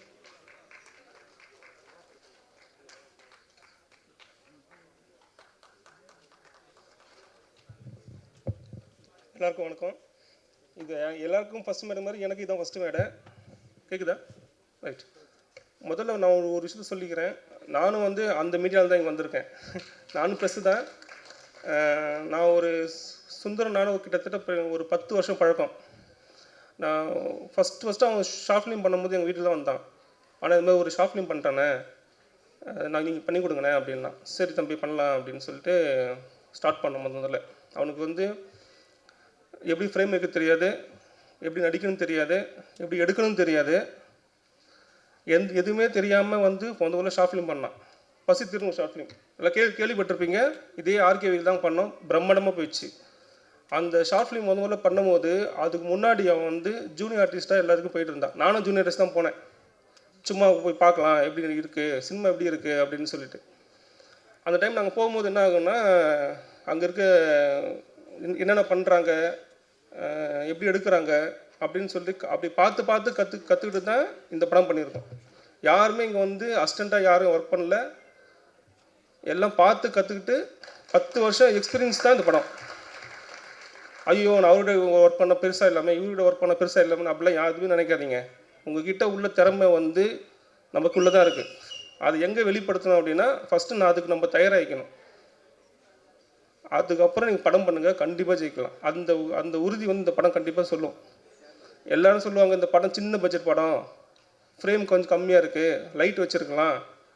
நானே கேட்டிருக்கேன் அவங்ககிட்ட நிறைய வாட்டி, என்னடா கொஞ்சம் லைட் கொஞ்சம் அதிகமாக பண்ணியிருந்தா கொஞ்சம் ஃபேஸ் நல்லா இருந்திருக்க மாட்டேன். இல்லைண்ணே நம்ம டிஏல பார்த்து பண்ணேன், நான் அதுக்கேற்ற மாதிரி தான் நான் கேமராவில் அட்ஜஸ்ட் பண்ணி வச்சுருக்கேன்னு அப்படின்னு டெக்னீஷியன் சொன்னவன். அப்போனா எந்த அளவுக்கு அவன் ஒரு படம் தேட்டரில் ரிலீஸ் ஆகும்போது ஃப்ரேம் லுக் இருக்கணும் அப்படின்னு பார்த்து கற்றுக்கிட்டு தான் இந்த படமே. அதுக்காகவே இந்த படம் ஜெயிக்கணும். யார்கிட்ட அசிஸ்டண்ட்டாக ஜெயிச்சிட்டேன் அப்படின்னு சொல்கிறதோட சொந்தமாக முயற்சி பண்ணி ப்ராக்டிக்கலாக கற்றுக்கிட்டு தான் இந்த படம் பண்ணியிருக்காங்க எல்லா டெக்னீஷியன். இங்கே இருக்க எல்லா டெக்னீஷியன் அதான் உண்மை. இப்போ கூட இந்த டிஓபி சொன்ன அந்த பையன் கூட பார்த்து கற்றுக்கணும் தான். அதுக்காகவே இந்த படம் ஜெயிக்கணும்னு எனக்கு ரொம்ப ஆசை. இன்னொரு விஷயம் என்னென்னா, இந்த படம் முழுக்க 50% எடிட் பண்ணுறது நானே கிடையாது, சுந்தர் தான். இப்போ கூட பாருங்கள், சுந்தர் தான் இந்த ஸ்டேஜில் உட்காந்துருக்கணும். ஆனால் அவன் உட்காரல, எல்லாரையும் உட்கார வச்சு அழுக பார்க்குறான். இப்பயும் ஓடிட்டு தான் இருக்கான் அவன். அதுக்கே அவனுக்கு ஒரு அப்ளாஸ் கொடுக்கணும். இதை நீ ஒன்றும் பண்ணாதீங்கண்ணே, நான் எடிட் பண்ணுறேன், ஃபுல்லாக முடிக்கிறேன், நீ ஃபைலில் மட்டும் பாருங்கள் போதும், நீ எப்படி பண்ணியிருக்கேன்னு எனக்கு சொல்லுங்கள் அப்படின்னு சொன்னேன். நான் உண்மையிலே சொல்ல, இந்த படம் நான் முழுக்க கிரியேட் யாருக்கு போகணும்னா சுந்தர் தான் போகணும். அதுக்கு நான் ரொம்ப அதில் பொறாமலாம் கிடையாது. நான் ஒருத்தருக்கு சொல்லி கொடுத்து அந்த அளவுக்கு அவன் வந்திருக்கானே, அதுவே சந்தோஷம். அப்போ நம்ம கரெக்டாக இருக்கும், எப்படி நம்ம சொல்லிக் கொடுக்குற இடத்துல இருக்கோம் அப்படின்னு சொல்லிட்டு ஒரு சந்தோஷம் தான். என்னோட கிரியேட் ஃபுல்லாகவே சுந்தர் தான் போய் சேரணும். அப்புறம் இன்னொரு விஷயம் சொல்லிக்கிறேன். இந்த படம் பொறுத்த வரைக்கும் சார் சொன்னார், இந்த மாதிரி சேனலில் நியூஸ் சேனலோ இல்லை சினிமா சேனலோ ப்ரொமோஷன் பண்ணுங்க அப்படின்னு சொல்கிறாங்க. ஆனால் அது உண்மையில நல்ல விஷயம். என்ன காரணம் அப்படின்னா யூடியூப்போட சினிமா டிவி வந்து சீக்கிரம் ரீச் ஆகிரும். அதனால் மீடியா பீப்புள் கண்டிப்பாக இந்த படத்துக்கு சப்போர்ட் பண்ணுங்கள். ஏன்னா உங்களை நம்பி தான் இந்த படம் பண்ணியிருக்காங்க. நீங்கள் மட்டும் சப்போர்ட் பண்ணலைன்னா இந்த படம் கண்டிப்பாக ஜெயிக்காது. அதனால் நல்ல ஒரு ரீச் ஆகணும் அப்படின்னா கண்டிப்பாக நியூஸ் சேனலில் கொஞ்சம் ஹெல்ப் பண்ணுங்கள். அது ரொம்ப நான் கிடைக்க, ஏன்னா நான் அங்கேருந்து இருந்து பார்த்ததுனால சொல்கிறேன், அங்கே நான் இருக்கேன், அதனால நான் சொல்கிறேன். கண்டிப்பாக ரீச் பண்ணலாம். ஏன்னா அவங்க கொடுக்குற ரிவ்யூவில் மட்டும்தான் இந்த படம் ஜெயிக்குமே, வேறு ஆப்ஷனே கிடையாது. யூடியூப்பும் ஓகே தான், இல்லைன்னு சொல்லலை. ஆனால் யூடியூப்பில் வந்து ஒன்றுமே தெரியாமல் யூடியூப்லாம் பண்ணுறாங்க, அது பண்ணுறாங்க இது பண்ணுறாங்க. ஆனால் டிவி வந்து அப்படி இல்லை, டக்குனு போய் ரீச் ஆயிரும். இந்த இங்கே மேடையில் இருக்க எல்லா பெரியவங்களும் முதல்ல பார்க்குறது நியூஸ் சேனல் தான். அந்த நியூஸில் ஒரு வாட்டி சொல்லிட்டாங்கன்னா அவங்க எல்லாருக்கும் ரீச் ஆயிடும். ஏன்னா மெயினே அவங்க தான், மேல் இடத்துலேருந்து கீழ் இடத்துலேருந்து அவங்க தான் இருக்காங்க. அவங்களுக்கு போய் சேரணும் அப்படின்னா கண்டிப்பாக டிவி சேனலில் தான் ப்ரொமோட் பண்ணி ஆகணும், ஒரு ஆப்ஷன் இல்லை. அதுக்கு மட்டும் நீங்கள் டிவி சைடில் இந்த மாதிரி சின்ன சின்ன படத்தை வந்து நீங்கள் ப்ரொமோட் பண்ணுங்கள். சார் சொன்னால் இது பெரிய படம், உண்மையிலே பெரிய படம் தான். எங்களுக்கு வந்து சின்ன படம், ஆனால் மக்களுக்கு அது இப்போ உண்மையிலே பெரிய படம் தான். சார் வாங்கண்ணா, வணக்கங்கண்ணா, படத்துக்கு குழுவினர் எல்லாருக்கும் நான் நன்றி சொல்லிக்கிறேன். எனக்கு இந்த வாய்ப்பு கொடுத்த சுந்தருக்கு கண்டிப்பாக அவன் இந்த படம் மூலமாக அடுத்த படம் நல்ல பட்ஜெட்டில் நல்ல படம் பண்ணணும். அதுக்கு ப்ரொடியூசர்ஸ் எல்லாருமே கொஞ்சம் அவனோட திறமையை பாருங்கள். அவன் ஒர்க் பண்ணுற ஒரு வாட்டியாவது படத்தை பாருங்கள். அட்லீஸ்ட் ஒரு வாட்டி டிக்கெட் கூட அவங்க ஃப்ரீயாக கொடுக்க சொல்கிறேன். ஃப்ரீயாக ஒரு வாட்டியாவது எல்லாம் ப்ரொடியூசர் இந்த படத்தை பார்க்க சொல்லுங்கள். என்ன காரணம் அப்படின்னா அட்லீஸ்ட் அவன் ஒரு சின்ன விஷயம் அதில் பண்ணியிருக்கான். அந்த விஷயத்துக்காகவே அந்த படம் வந்து அவனுக்கு இன்னொரு படம் வாய்ப்பு கிடைக்கிறதுக்கு ஒரு இதுவாக இருக்குன்னு நினைக்கிறேன். நன்றி, வணக்கம். Thank you sir. அடுத்தபடியா முன்னாள் தமிழ்நாடு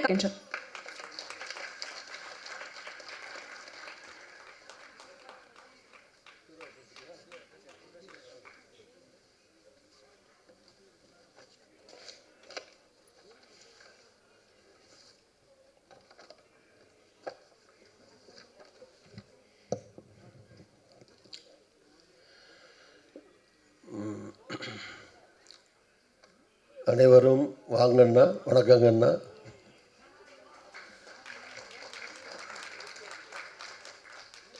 அன்பிற்குரிய இந்த மகிழ்ச்சியான நிகழ்ச்சியில் பங்கேற்றிருக்கக்கூடிய முதல்ல இந்த ராக் அண்ட் ரோல் ப்ரொடக்ஷன் அதனுடைய உரிமையாளர் சகோதரி யாஸ்மின் பேகம் அவர்களே, ஏபி ப்ரொடக்ஷன்ஸ் சகோதரர் மணிமேகலை லட்சுமணன் அவர்களே, என்னுடைய hero and co producer writer Thiru Sundar Mahasri அவர்களே, டைரக்டர் அருமை சகோதரர் ராஜ் கன்னிராம் அவர்களே, ராஜ் கண்ணாயிரம் அவர்களே, heroines Abhinaya Sri, Sandhya Balasubramaniam, writer screenplay Thiru Sundar Mahasri, music director Joseph Chandrasekar, editor Ramesh Mani, cameraman Venkat Munirathinam, dance masters Rajkiran, Madhavan, ராகுல், Unnikrishnan, villain Nadhiya Venkat, hero friends Prabhu, Sunny Babu, police role உள்ளதை வாய்ச்சிடுறேன், Minnal Raja, poster designer Selva, PRO Siva, தொகுப்புரை வழங்கிய மோகனா, வாழ்த்துறை வழங்கிய அன்பான மேடையில் கூடியவருடைய இனிய சகோதரர்கள், திரு அன்புச்செல்வன் அவர்களே, திரு ஜீவா அவர்களே, நல்லா சூப்பர் ஸ்டார் மாதிரியே ரஜினிகாந்த் மாதிரியே நல்லா பண்ணார். வாழ்த்துக்கள், வாழ்க வளர்க. ரஜினி சார் இருந்தால் என் பேரை எப்படி சொன்னாரோ அதே மாதிரி சொன்னார் அவர். ரஜினி சார் எனக்கு ரொம்ப நாள் நண்பர், 45 வருஷம் நண்பர் அவர். ஸோ அருமை சகோதரர் தனஞ்சயன் அன்பு செல்வன் சொல்லிட்டு நினைக்கிறேன் இல்லை, ஜீவா, தனஞ்சயன், கணேஷ் பாபு, மணிகண்டன், யூடியூபர் ராஜா மற்றும் இங்கே வந்து கேசட் ரிலீஸ் ஃபங்க்ஷனில் கலந்துட்டு போயிருக்கிற அண்ணா நகர் தொகுதியினுடைய சட்டமன்ற உறுப்பினர் சகோதரர் மோகன், என் கூட வந்திருக்கிற மாவட்ட முன்னாள் தலைவர் சகோதரர் வீரபாண்டியன், எல்லாம் சொல்லிட்டேனா? யார் விட்டுச்சு? உங்களுக்கு சொல்லிட்டேனா? பாபு சொல்லிட்டேனா? பாபு,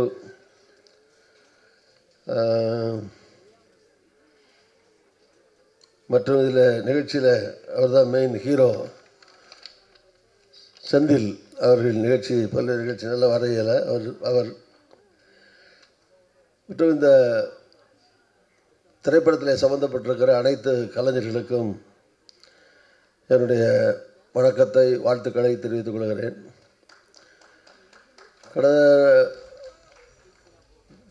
நான் படம் எடுத்த 35 வருஷம் ஆச்சு. அதில் மருதுபாண்டின்னு ஒரு படம் எடுத்தேன். புரட்சியில் எம்ஜிஆர் பேரில் பொன்மனம் ஃபிலிம்ஸ் இப்போவும் இருக்குது. பொன்மனம் ஃபிலிம்ஸ்னு ஆரம்பித்து அதில் வந்து ராம்கி, சீதா, நாசர் இவங்கெல்லாம் வச்சு இளையராஜா அவர்கள் மியூசிக், பாரதி ராஜாவுடைய மச்சான் மனோஜ்குமார் தான் அதில் டைரக்டர். அதனால் வெற்றிகரமாக 100 நாளைக்கு மேலே ஓடிச்சு அந்த படம்.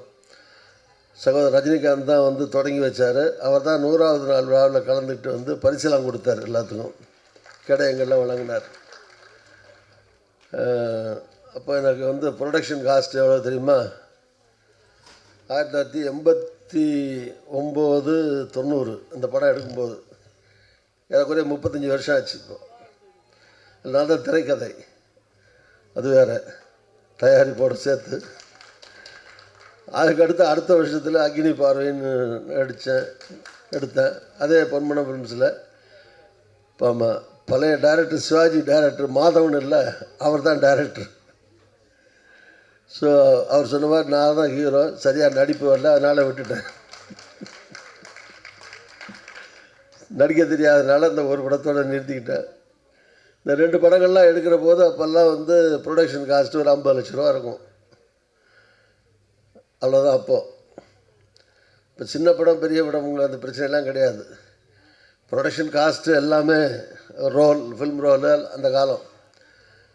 அதில் டெய்லி செலவு, சாப்பாட்டு செலவு வந்து நான் வந்து இப்போ படிச்சது எம்ஜிஆர் ஷூட்டிங்கில் வந்து டெய்லி நல்லா சாப்பாடு போடுவார்னு அவருக்கு பேர் உண்டு. அதே மாதிரி விஜயகாந்த் விஜயகாந்த் நல்லா சாப்பாடு போடுவார்னு அவருக்கு பேர் உண்டு. அது மாதிரி பொன்மனம் ஃபிலிம்ஸு நல்லா சாப்பாடு போடுவாங்கன்னு பேர் எடுத்தேன். டெய்லி இல்லை என்னெல்லாம் உண்டோ அசைவம் சைவம் எல்லாம் போட்டு சூப்பர் சாப்பாடு போட சொன்னேன். ஆனால் செலவு எவ்வளோ தெரியுமா? 10,000 தான். ஒரு நாளைக்கு ப்ரொடக்ஷன் மேனேஜர்கிட்ட 10,000 ரூபா கொடுத்து விடுவேன். 10,000 ரூபாய்க்குள்ளே இவ்வளோ பெரிய அருமையான சாப்பாடு, பேட்டா கேட்டா எல்லாம் கொடுத்து இப்போ படம் எடுத்த காலம் அந்த காலம். இப்போ 10 லட்ச ரூபா வரைக்கும் போகுது ஒரு நாளைக்கு. ஸோ அப்போ வந்து என்னோடய படம் கூட பெரிய படம் தான். பெரிய படம்னா எக்ஸப்ட் ஹீரோயின் காஸ்ட்டு தவிர அந்த அவங்க சம்பளம் நீங்கள் பார்த்தீங்கன்னா பாக்கி எல்லா செலவும் ஒரே செலவு தான். அப்போது அது எதுலேயுமே காம்ப்ரமைஸ் இல்லாமல் எடுத்த படம் அது. நல்லா பண்ணோம். சொல்கிற காலம் மாறிக்கிட்டே இருக்குது. என்ன ரோல்லேருந்து ஆரம்பித்து இப்போ டிஜிட்டல் வரைக்கும் இந்த மாதிரி நிறையா டெக்னாலஜிக்கல் மாற்றம், அதே மாதிரி cost of living, cost of expenses இப்படியெல்லாம் மாறி மாறி நிறையா போயிட்டுருக்கு. இதில் வந்து படம் எடுக்கிறது ஒன்றும் சாதாரணமான விஷயம் இல்லை. இப்போ நண்பர்கள் இங்கே சொன்ன மாதிரி இந்த கேசட் ரிலீஸ் பண்ணுறது கூட நிறையா நிகழ்ச்சியில் நான் கலந்துருக்கேன். நாங்கள்லாம் நான் பார்க்கும்போது பார்த்தீங்கன்னா ஒரு 10 பேர் 20 பேர் தான் முன்னாடி உட்காந்துருப்பாங்க. என்னமோ கமலா தியேட்டர்லேயே ஃபுல் ஷோவில் உட்காந்துருக்க மாதிரி நிறைய பேர் வந்து உட்காந்துருக்கீங்க. இதே நான் உள்ளே வரும்போது கூட இந்த கூட்டி வரும்போது உள்ளே வரும்போது பார்த்துட்டே வந்தேன். இவ்வளோ க்ரௌடு ஃபுல்லாக இருக்க, எல்லா சீட்டும் ஃபுல்லாக இருக்க, ஒரு வேளை ஷோ கில்லியக்கு ஆள் அனுப்பிட்டாங்களா உள்ள கேட்டேன். கில்லி ஆடியன்ஸா இல்லை வாங்கினா வணக்கம்னா ஆடியன்ஸான்னு கேட்டேன். இல்லை வாங்கண்ணா வணக்கண்ணா தான் வந்திருக்காங்க, கில்லி 12 மணிக்கு தான் வர போகிறாங்க அப்படின்னாப்ப. அதில் நிறைய யங்ஸ்டர்ஸ்லாம் பார்க்குறேன். அதில் நிறைய பேர் இப்போ மேடையில் நிறைய டைரக்டர்ஸ் பேசினாங்க. இல்லை அசிஸ்டன்ட் டைரக்டர்ஸு, அசோசியேட் டைரக்டர், இந்த மாதிரி ரைட்டர்ஸு, இந்த மாதிரி பல்வேறு டெக்னிக்கல் ஃபீல்டில் இருக்கக்கூடிய பல இளைஞர்கள் எதுக்கு வந்து பெரிய கனவுகளோடு உட்காந்துருப்பீங்க, எதிர்கால கனவுகளோட. உங்களுக்கெல்லாம் இவங்க மேடையில் இருக்கவங்களாம் ஒரு முன்னோடிகள் மாதிரி. ஸோ அவங்களெல்லாம் நீங்கள் பார்க்குற போது இவங்கெல்லாம் ஜெயிச்சிருக்காங்க, நாமளும் ஜெயிக்க முடியும் அப்படிங்கிற நம்பிக்கை உங்களுக்கெல்லாம் கண்டிப்பாக வர வேண்டும், வரும் என்று வாழ்த்துகிறேன். பெரிய படங்கள், சினிமா இண்டஸ்ட்ரி நிலச்சி நிற்கும். அந்த காலத்தில் வந்து மாறிக்கிட்டே இருக்குது. ஹீரோ மாறலாம், டெக்னாலஜி மாறலாம். இன்னும் சொல்லப்போனால் வந்து நம்பர் ஆஃப் ஃபில்ம்ஸ் வந்து ஒரு காலத்தில் வந்து இப்போ ஹிந்தி நிறையா வந்து எடுத்துக்கிட்டு இருந்தது. இப்போ அதுக்கடுத்து பார்த்திங்கன்னா ஹிந்தி, தெலுங்கு, ஈவன் தமிழ் கூட அந்த நம்பர் ஆஃப் ஃபில்ம்ஸ் பார்த்திங்கன்னா ஏறக்குறைய தெலுங்கில் வர அளவுக்கு, ஹிந்தியில் வர அளவுக்கு நிறையா மூவிஸ் வந்து தமிழ்நாட்டிலையும் ப்ரொடியூஸ் ஆகுது. அது பாராட்டக்கூடிய விஷயம். நிறைய இளைஞர்கள் புதுசாக வர்றாங்க. அப்படி வரணும். அப்படி வந்தால் தான் சினிமா என்றைக்கும் நிலச்சி நிற்கும். நிறைய இளைஞர்கள் டெக்னாலஜியில் மட்டுமல்ல, புது டைரக்டர்ஸு, புது இசையமைப்பாளர்கள், புது நடிகைகள், டெக்னீஷியன்ஸு, எடிட்டர்ஸு, இந்த மாதிரி நிறையா நியூ கம்மர்ஸ் வர தான் இது வந்து இந்த கலை உலகம் அல்லது சினிமா உலகம் பர்மனெண்ட்டாக நிலச்சி நிற்க முடியும். இல்லைன்னா ஒரு 4 ஆக்டரை நம்பி தான் சினிமாவே இருக்குது, 4 டைரக்டரை நம்பி தான் சினிமாவே இருக்குது, 4 ப்ரொடியூசரை நம்பி தான் சினிமா இருக்குன்னா பல பேருக்கு வேலையும் இருக்காது.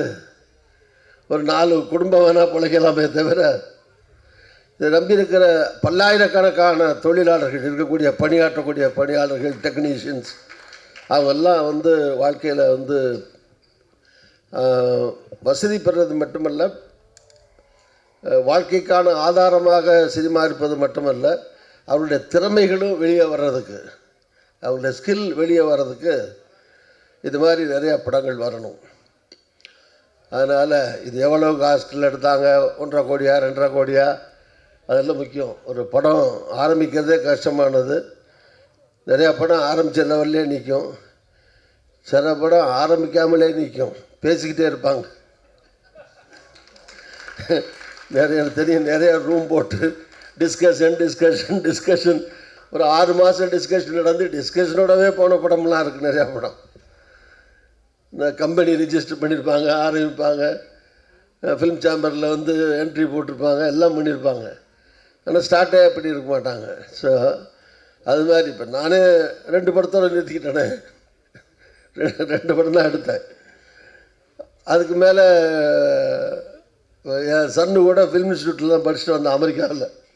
சாய் விஷ்ணுன்னு 3ஆவது பையன் அமெரிக்காவில் வந்து ஃபிலிம் இன்ஸ்டியூட்டில் படிச்சுட்டு வந்தான். ரஞ்சித் படத்தில் நம்ம ரஜினிகாந்த் என் ஃப்ரெண்டு, சும்மா அவனையும் குழந்தையா இருக்கும்போது சின்ன பையன்லாம் தெரியும், அதில் என் படத்திலே பண்ணார். ஸோ ரஜினிகாந்த் படத்தில் ஒன்றில் அசோசியேட்டாக பண்ணேன், முதல்ல படத்தில் அசிஸ்டண்ட்டாக பண்ணேன், அதுக்கடுத்து அசோசியேட் டைரக்டராக பண்ணேன் ரஞ்சித்து கூட, அவர் டைரக்டரோட. ஸோ இது மாதிரிலாம் சினிமாவில் அப்பப்போ போகிறாங்களே தெரியும், கொஞ்சம் ஈடுபடுறாங்களே தவிர. பட் அவன் அமெரிக்காலாம் படிச்சுட்டு வந்தான், என் மகன் தான். இருந்தாலும் இன்னும் ஒரு டைரக்ட் பண்ணுறதுக்கான அந்த சூழ்நிலையோ வாய்ப்போ வர்றதில்லை. அப்படி பார்த்தீங்கன்னா நம்ம டைரக்டர்லாம் அவர் பாராட்டுறார். இன்னும் துணிச்சலாக அவர் படத்தை எடுத்து வெளியிட்டிருக்காரு இல்லையா, அது பெரிய விஷயம். அது மாதிரி இதில் எல்லாமே நல்லா பண்ணியிருக்காங்க. பார்த்த வரைக்கும் இந்த சாங்ஸ் வந்து மியூசிக் யாருன்னு தெரில, மியூசிக் கூட அவர் சொன்ன மாதிரி மியூசிக் நல்லா இருக்குது. அதுக்கு படம் எடுத்துருக்கீங்களா புது அப்படியே எந்த ஒரு சேலம், சரி, வெரி குட். ஸோ நல்லா இருக்குது, வாழ்த்துக்கள். ஸோ மியூசிக் நல்லா இருக்குது, கேமரா நல்லா இருக்குது, எடிட்டிங் நல்லா இருக்குது, எல்லாமே சிறப்பாக இருக்குது. ஒரு படம் வந்து நல்ல படத்தை எடிட்டிங்கில் கெடுத்துடலாம், மோசமான படத்தை கூட எடிட்டிங்கில் தூக்கி நிறுத்திடலாம். ஸோ எடிட்டிங் வந்து சினிமாவில் முக்கியம். அதனால் புரட்சி எம்ஜிஆர் கூட அந்த காலத்தில் வந்து எதில் உட்கார்றாரோ இல்லையோ எடிட்டிங்கில் போய் உட்காருவாருப்பாங்க. அவர் ஒவ்வொரு ஃபுட்டேஜும் புரட்சி எம்ஜிஆர் அவர் பார்க்காம அவர் எடிட் பண்ணாமல் வராதும்பாங்க. இவர் சொன்ன த பெஸ்ட் எடிட்டர்ஸ்னு புரட்சி எம்ஜிஆருக்கு பேர் உண்டு. அவர் எல்லாத்தையும் பார்ப்பார்.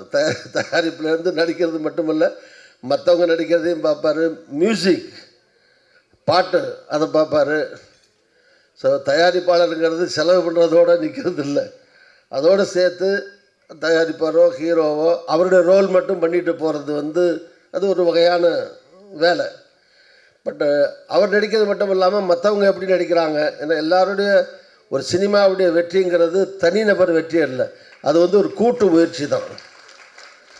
ஸ்டார்டிங் ஃப்ரம் அசிஸ்டண்ட்டு, அசோசியேட்டு எல்லாம் ப்ரொடக்ஷன் பாயிலேருந்து ஆரம்பிச்சு, லைட் பாயிலேருந்து ஆரம்பித்து, ப்ரொடக்ஷனில் இருக்கிற உதவியாளர்லேருந்து ஆரம்பித்து, என்ன ஒவ்வொருத்தருக்கும் ஒரு சினிமா வெற்றியில் பங்கு இருக்குது. அதில் பணியாற்றக்கூடிய நூற்றுக்கணக்கான டெக்னீஷியன்ஸ், கலைஞர்கள், சின்ன ரோலோ பெரிய ரோலோ, ஒரு சின்ன ரோலில் நடிக்கிற ஆள் சொதப்புனா அந்த படமே சொதப்பி போகிறதுக்கு வாய்ப்பு இருக்குது. அதே மாதிரி நீங்கள் பார்த்தீங்களான்னு தெரில, நம்ம வடிவேலு ஒரு தடவை சொன்னார், சிவாஜி படம் ஒரு நடிகர் சிவாஜி கணேசனுடைய படத்தில் தேவர் மகள் அம்மா நிறைய பேர் பார்த்துருப்பீங்களே, அவர் இறந்து கிடக்கும் போது கூப்பிட்டு அழுக சொன்னாங்க. நான் போய் அழுதேன். அது அப்படியே படமாக கிடந்த சிவாஜி திடீர்னு எந்திரிச்சிட்டாரு. நிறுத்துறா, ஏண்டா கமலஹாசன் காமிச்சு, ஏண்டா அவன் தாண்டா என் புள்ள, நான் என்ன கெட்ட பிள்ளையா, ஏண்டா அவன் எப்படி அழுகிறான் பாரு, நீ என்னமோ நீனே நான் பெத்த புள்ள மாதிரி கிடந்து கதற அப்படின்னு கூப்பிட்டு நிறுத்துறா போதும் அப்படின்ட்டு அந்த துண்டை எடுறான்னாரா, துண்டை எடுத்து வாயில் வச்சுக்கோ அப்படின்னு சொல்லி துண்டை எடுத்து வாயில் வச்சுக்கடா அப்படின்னார். அவர் கூட இன்னொரு நடிகர் மறந்து போச்சு, சங்கிலி முருகன், அவர் சொன்னார், அவர் எனக்காக துண்டு, சங்கிலி முருகனுக்கு வேட்டி, நீ ஆனால் அவர் இவரோட கூட அழுதுருக்கார், நீ வேட்டியை வாயில் வச்சுக்கடா அப்படின்ட்டாரா சிவாஜி. அது மாதிரி அவர் படமாக படுத்து கிடக்கிற போது சிவாஜி மற்றவங்க எப்படி ஆக்ட் பண்ணுறாங்கன்னு கவனிச்சுட்டே இருந்திருக்காரு. ஸோ அதுதான் அந்த மூவியினுடைய, அது பிடிக்கும். பாரதி ராஜா டைரக்ஷன் வேறு. ஸோ அதனால் படத்தை எது சொன்னால் எல்லாருடைய பங்கும் சேர்ந்தது தான் ஒரு சினிமாவுடைய வெற்றி என்பது. அந்த வகையில் இது எல்லாருமே மிக சிறப்பாக செய்திருக்கிறார்கள். புதுசுன்னுலாம் ஒன்றும் கிடையாது, என்ன புதுசு, எல்லாருமே ஒரு காலத்தில் புதுசாக இருந்தானே வந்திருக்காங்க. ஃபஸ்ட்டில் 1000 கிலோமீட்டர் ஓடினாலும் ஒரு அடி எடுத்து வச்சா தானே அடுத்து போக முடியும். அதனால் முதல் அடிங்கிறதா எல்லாருக்கும் முதல் அடி தான். எவ்வளோ பெரிய ரன்னிங் ரேஸில் கோல்டு மெடலிஸ்ட்டும் ஒரு அடி எடுத்து வச்சு தான் ஓடி இருப்பார். அதனால் அந்த முதல் அடியை துணிச்சலோட, தைரியமோட, நம்பிக்கையோட எடுத்து வைக்கிறது தான் முக்கியமான விஷயம். இந்த குறிப்பாக லேடிஸ்லாம் ப்ரொடியூசராக வர்றது பாராட்டக்கூடிய விஷயம். நிறையா ஒரு 4-5 பேர் ப்ரொடியூசர் இருக்கீங்கன்னு நினைக்கிறேன், இல்லை தெரில எனக்கு. பட் வித் ஆல் ஃப்ரெண்ட்ஸ் கோஆப்ரேஷனோட நீங்கள் எல்லாம் தொடங்கியிருக்கீங்க. ஹீரோ நல்லா பண்ணியிருக்காரு, அவருக்கும் வாழ்த்துக்கள், பாராட்டுகள். அவர் ஒன்றும் புது ஹீரோ மாதிரி தெரில, நிறையா படம் நடித்த ஹீரோ மாதிரி தான் நல்லா நடிச்சிருக்காரு. அதனால் இப்போல்லாம் அது ஒரு காலத்தில் ஹீரோன்னா ரொம்ப அழகாக இருக்கணும், இவர் அழகாக தான் இருக்கார், இவருக்காக சொல்லலை. ஆனால் அழகாக தான் இருக்கணும்னு அவசியம் இல்லை, அது ஹீரோயின் அதே மாதிரி ரொம்ப அழகாக தான் இருக்கணும்னு அவசியம் கிடையாது. ஆனால் எல்லோரும் நல்லா தான் இருக்காங்க. அதான் இவங்கள நான் குறைச்சி சொல்கிறேன்னு நினைக்காதீங்க, ஃபீல்டு சொல்கிறேன்.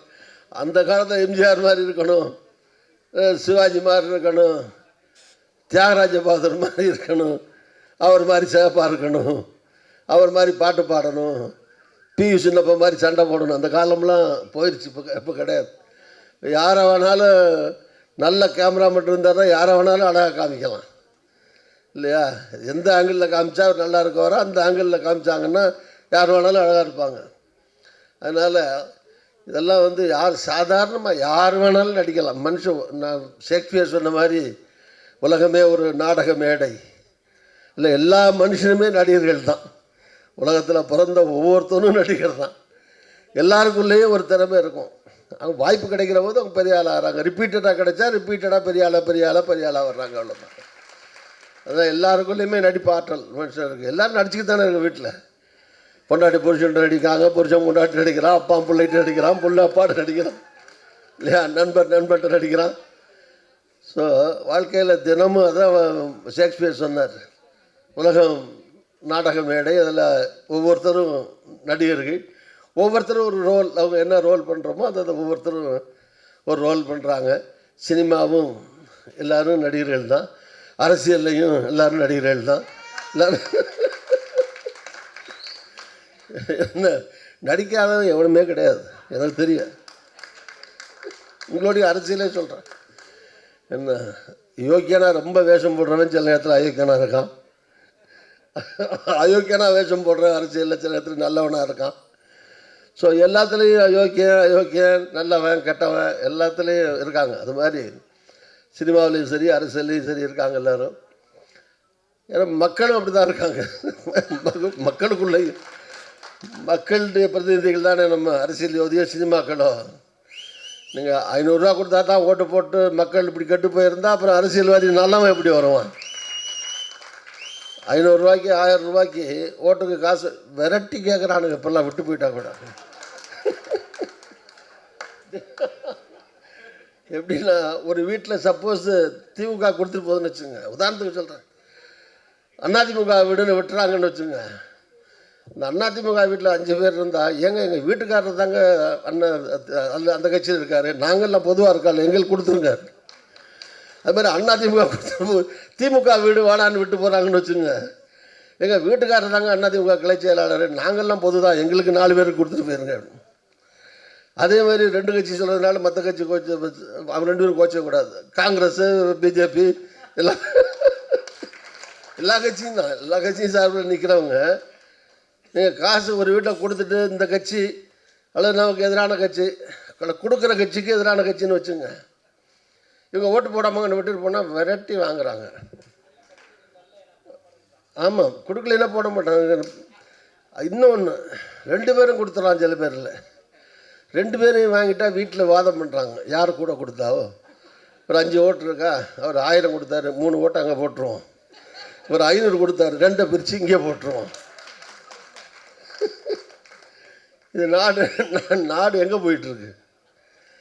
இந்த மாதிரி இது மக்கள் சினிமாலாம் எடுக்கிறது எதுக்குன்னா, இப்போ புரட்சி எம்ஜிஆர் படம் பார்த்திங்கன்னா அவருடைய பாட்டாக இருக்கட்டும், வசனங்களாக இருக்கட்டும், அல்லது அவர் பண்ணுற ரோலாக இருக்கட்டும், எல்லாத்துலேயுமே ஒரு மெசேஜ் இருக்கும். சினிமா ஒரு பொழுதுபோக்கு தான், சந்தேகமே கிடையாது. ஏன்னா மெசேஜ்னால் உபதேசம் பண்ணுற மாதிரி பண்ணிங்கன்னா படம் ஓடாது. எடுத்த உடனே ஆரம்பித்து சாமியார் மாதிரி ஹீரோ ஒரு உபதேசமே பண்ணிகிட்டு இருந்தால் பாதியில் எழுச்சி போயிடுவாங்க ஆடியன்ஸ். ஸோ எல்லாம் இருக்கணும், நகைச்சுவை இருக்கணும், சண்டை இருக்கணும், டான்ஸ் இருக்கணும், பாட்டு இருக்கணும், அது இருக்கணும் எல்லாம் இருந்தால் தான் சினிமா பல்சுவை கொண்டதாக இருக்கணும் ஒவ்வொரு படமும். ஆனாலும் ஒரு மைய கருத்து இருக்கணும். ஒரு கதையில் ஏதோ ஜனங்களுக்கு மக்களுக்கு ஒரு மெசேஜ். படம் பூரா 2.5 மணி நேரமும் மக்களுக்கு உபதேசம் பண்ண வேண்டியதில்லை. ஆனால் 2 நிமிஷமாவது அந்த 2.5 மணி நேரத்தில் 2 நிமிஷமாவது மக்களை நல்வழிப்படுத்தக்கூடிய ஒரு விஷயம் வசனத்திலேயோ பாடல்லையோ ஒன்று இருந்தால் அதுதான் அந்த படம் சாதிக்கிற சாதனை அப்படின்னு சொல்லலாம். எம்ஜிஆர் படத்தில் இன்றைக்கும் அவர் படம்லாம் பாட்டெல்லாம் இன்னும் கேட்குறது காரணம் என்ன? பாட்டில் இருக்கிற மக்களுக்கான செய்திகள் தானே, நாட்டு மக்களுக்கான செய்திகள். ஸோ அந்த காலத்தில் பாடல் ஆசிரியர்களும் அப்படி எழுதுனாங்க, இப்போவும் நல்லா எழுதுகிறாங்க. சில பாட்டுகள் தவிர சில பாட்டுகளில் என்ன மொழியில் வருதுன்னே தெரிய மாட்டேங்குது, தமிழில் வர்ற பாட்டு கூட சில நேரத்தில். பட் நிறையா கருத்துள்ள பாடல்கள் நிறையா வருது வச்சுக்கோம். ஸோ எல்லாமே மைய கருத்து என்னென்னா, எல்லா மக்களும் மாறணும், அரசியல்வாதியும் மாறணும், சினிமாவும் மாறணும், எல்லாம் சேர்ந்து மக்களுக்கான வழியில் மக்களை மகிழ்ச்சியடைய செய்கிற விதத்தில் இருக்கணும். வாழ்க்கையில் என்னத்தை சாதிக்க போகிறோம்? சினிமாவே என்னென்னா மக்கள் உங்களுக்கு வர்றதே சந்தோஷத்துக்காக இருக்க தானே வர்றாங்க. ஒரு 2.5 மணி நேரம் அங்கே சந்தோஷங்கிறது சந்தோஷத்தில் மட்டும்தான் சந்தோஷம் இல்லை, துக்கத்துலேயும் சந்தோஷம் இருக்குது. இப்போ ரொம்ப அழுக படம்னு வச்சுங்க, ஒரு படம் உட்கார்றதுலேருந்து முடிகிற வரைக்கும் ஒரே சோக சீனாக இருக்குன்னு வச்சுங்க, அந்த படம் வெற்றி பெற்றது இல்லையா? அதுவும் வெற்றி பெற்றிருக்கு. இப்போ மக்கள் எல்லாத்தையும் ரசிப்பாங்க. அந்த சோகமாக இருந்தாலும் சரி, சிவாஜி படம்லாம் கை வீசம்மா கை வீசுன்னா அதுக்கு இன்னமும் கை வீசுன்னு எத்தனை பேர் கண்ணீர் அடிச்சுட்டு உட்காந்துருக்காங்க, டிவிக்கு முன்னாடி பார்த்துக்கிட்டு அழுதுகிட்டே எத்தனை பேர் உட்காந்துருக்காங்க. ஸோ அதனால் எல்லா படமும் அது சிரிப்பாக இருந்தாலும் சரி, சோகமாக இருந்தாலும் சரி, சந்தோஷமாக இருந்தாலும் சரி, எல்லா படத்தையும் மக்கள் பார்ப்பார்கள். அதில் ஒன்றும் பிரச்சனை இல்லை. அது எப்படி எடுக்கப்படுது, எப்படி கொடுக்கப்படுது அப்படிங்கிறது தான். அதனால் இந்த படம் மொத்தத்தில் ரொம்ப அருமையாக வந்திருக்கு. இந்த தலைப்பே ரொம்ப கேட்சிங்காக இருக்குது. வாங்கன்னா வணக்கங்கிறது ஒரு பாட்டில், விஜய் பாட்டில் வர்ற ஒரு வர்ற தலைவா படத்தில் வருதா, அது ஒரு பாட்டு தான். ஆமாம், அதில் வந்து அது இப்போ நிறையா பாட்டே தான் படத்துக்கு, நிறையா படத்துக்கு வருது இந்த மாதிரி தலைப்பாக வருது. நல்ல ஒரு பாப்புலர் படம், பாப்புலர் பாட்டு. அதனால் இந்த தலைப்பு ரொம்ப கேட்சிங்காக இருக்குது. அதனால் இந்த படம் கண்டிப்பாக வெற்றி பெறும் என்று நான் நம்புகிறேன். வெற்றி பெற வேண்டும் என்று நான் மனப்பூர்வமாக வாழ்த்துகிறேன். சினிமா, நான் சொன்ன மாதிரி சினிமா எடுக்கிறது ரொம்ப கஷ்டம், நடிக்கிறது அதை விட கஷ்டம். எல்லோரும் நடிச்சிட முடியாது, எல்லாருக்குள்ளேயும் நடிப்பு இருக்குது. அதனால் அதை காட்டுற விதத்தில் வந்து எல்லோரும் சக்ஸஸ் ஆகிறதில்ல. நானே சொன்னேன், நான் ஒரு படத்தில் நடித்தேன், அதுக்கு மேலே என்னால் முடியலை, அதனால தான் நடிக்கலைன்னு சொன்னேன். அதனால் நடிக்கிறது வந்து ரொம்ப சிரமமான வேலை, ஈஸியான வேலை கிடையாது. அதனால் இதில் கஷ்டப்பட்டு நடிச்சிருக்கிற எல்லாருக்கும் என்னுடைய வாழ்த்துக்கள், பாராட்டுக்கள். படத்துடைய ப்ரொடியூசர், டைரக்டர், நடிகர்கள், டெக்னீஷியன்ஸ் எல்லாருக்கும் என்னுடைய வாழ்த்து, பாராட்டு. மக்கள் வந்து சில பேர் இந்த வெளியே வந்து படம் முடிச்சுட்டு வரும்போதே இது எவ்வளோ செலவு பண்ணியிருக்காங்க, 50 நாள் 60 நாள் எவ்வளோ கஷ்டப்பட்டுருக்காங்க அப்படிங்கிறத பற்றிலாம் கவலைப்படாமல் வெளியே வரும்போது ஈஸியாக சொல்லிட்டு ஒன்றும் சரியில்லைங்க. அப்போ நிறைய யூடியூபர் வந்துருச்சா அப்படி. இப்போ நான் கூட பார்த்தேன், நாங்கள் இப்போ அரசியல்வாதிகள்லாம் ப்ரெஸ் மீட் வச்சா கூட இவ்வளோ கேமரா வராது. ஒரு 10 கேமரா வந்தால் பெருசு. லேசாக எண்ணி பார்த்தேன், 30 கேமரா இருக்குது. எதுக்கு 30 சேனல் இருக்குது, TV channel, YouTube channel, online channel. எண்ணி பார்த்தீங்கன்னா மொத்தம் 30-35 பேர் நிற்கிறாங்க.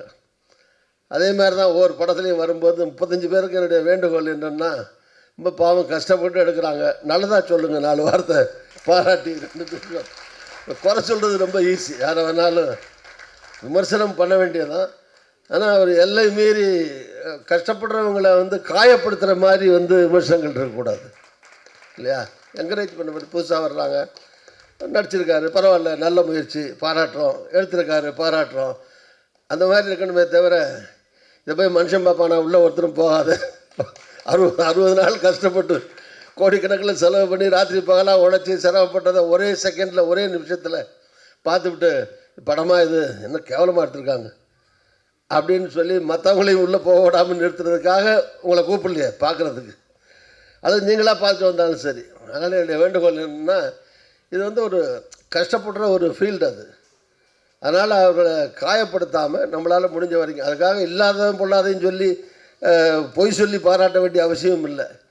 ஆனால் விமர்சனங்களை காயப்படுத்தாமல் அவர்களை, புதியவர்களை உற்சாகப்படுத்துகிற விதத்தில் உங்களுடைய சேனல்ஸ் அவர்களுக்கு ஆதரவு தர வேண்டும் என்று பொதுவாக ஊடக நண்பர்களையும் கேட்டுக்கொண்டு வந்திருக்கிற எல்லோருக்கும் வாழ்த்துக்கள். அத்தனை பட கலைஞர்களுக்கும், திரைப்பட கலைஞர்களுக்கும் வாழ்த்துக்கள். வாழ்க வளர்க. நன்றி.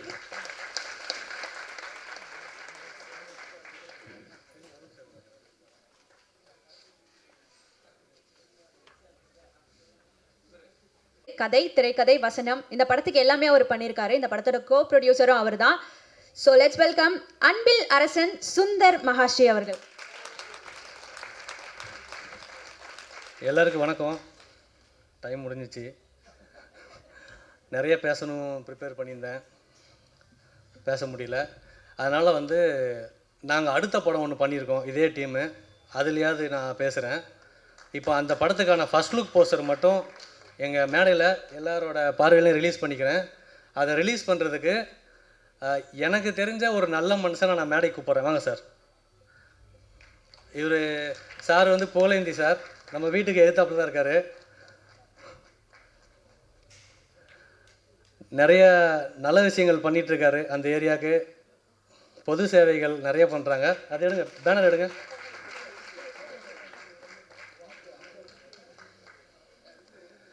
அதனால் அவர் கையில் அந்த ஃபர்ஸ்ட் லுக் ரிலீஸ் ஆனால் நான் ரொம்ப சந்தோஷப்படுவேன்.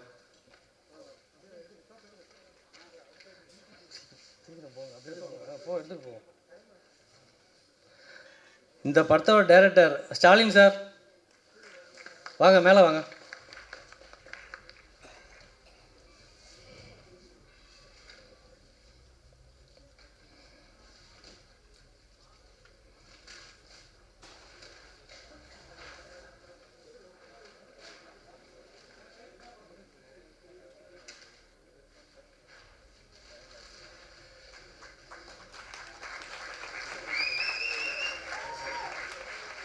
இந்த படத்தோட ப்ரொடியூசர் சையது சார், மேலே வாங்க சார். மியூசிக் டைரக்டர் சதீஷ்குமார், வாடா சிட்டா பறந்து வா. அந்த பேனரில் இருக்கிறேன்.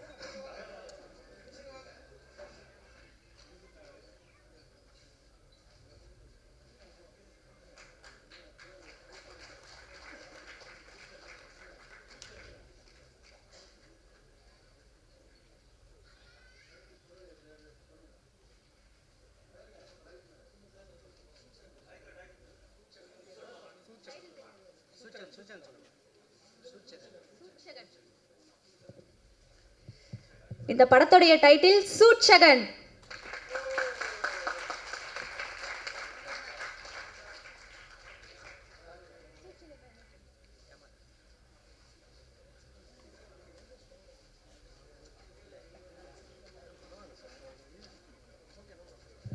நன்றி சார், நன்றி. புகழேந்தி சார், 2 வார்த்தை.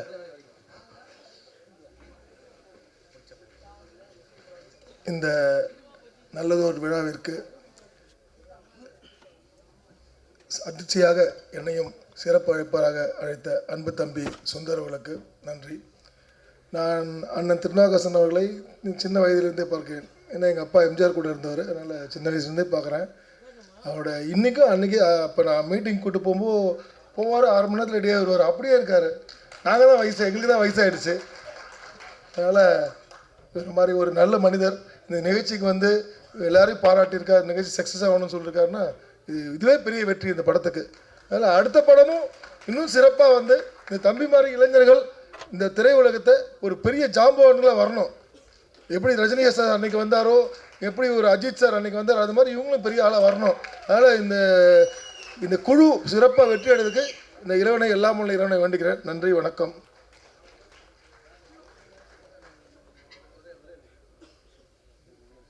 மேடையில் செந்தில் இல்லாதனால அவரை பற்றி ஒன்று சொல்லாமல் விட்டோம். செந்தில் வந்து எப்படி ஒன் ஆஃப் த சூப்பர் ஸ்டார்ஸோ அது மாதிரி அவர் காமெடிஸில் is also one of the super stars.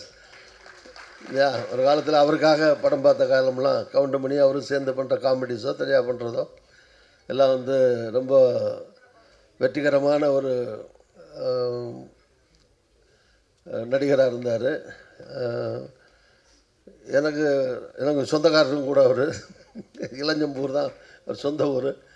அதனால் அவங்க ஃபேமிலி எனக்கு தெரியும், ஊருக்கே போயிருக்கேன், வீட்டுக்கு போயிருக்கேன். எனக்கு ரிலேட்டிவ் கூட அவர். ஸோ அவர் இங்கே இல்லை. அவர் இருந்தாலும் அவர் என்னுடைய மனப்பூர்வமான வாழ்த்துக்களை, பாராட்டுக்களை. செந்தில் அவருக்கும் நடிச்சிருக்கேன். படம் வந்து எம்எல்ஏவே நீங்கள் எவ்வளோ மோசமாக வேணாலும் காட்டலாம், அது ஒன்றும் பிரச்சனையே கிடையாது. நல்லாவும் காட்டலாம், மோசமாகவும் காட்டலாம், ரெண்டுக்கும் உள்ள பாத்திரம் அது.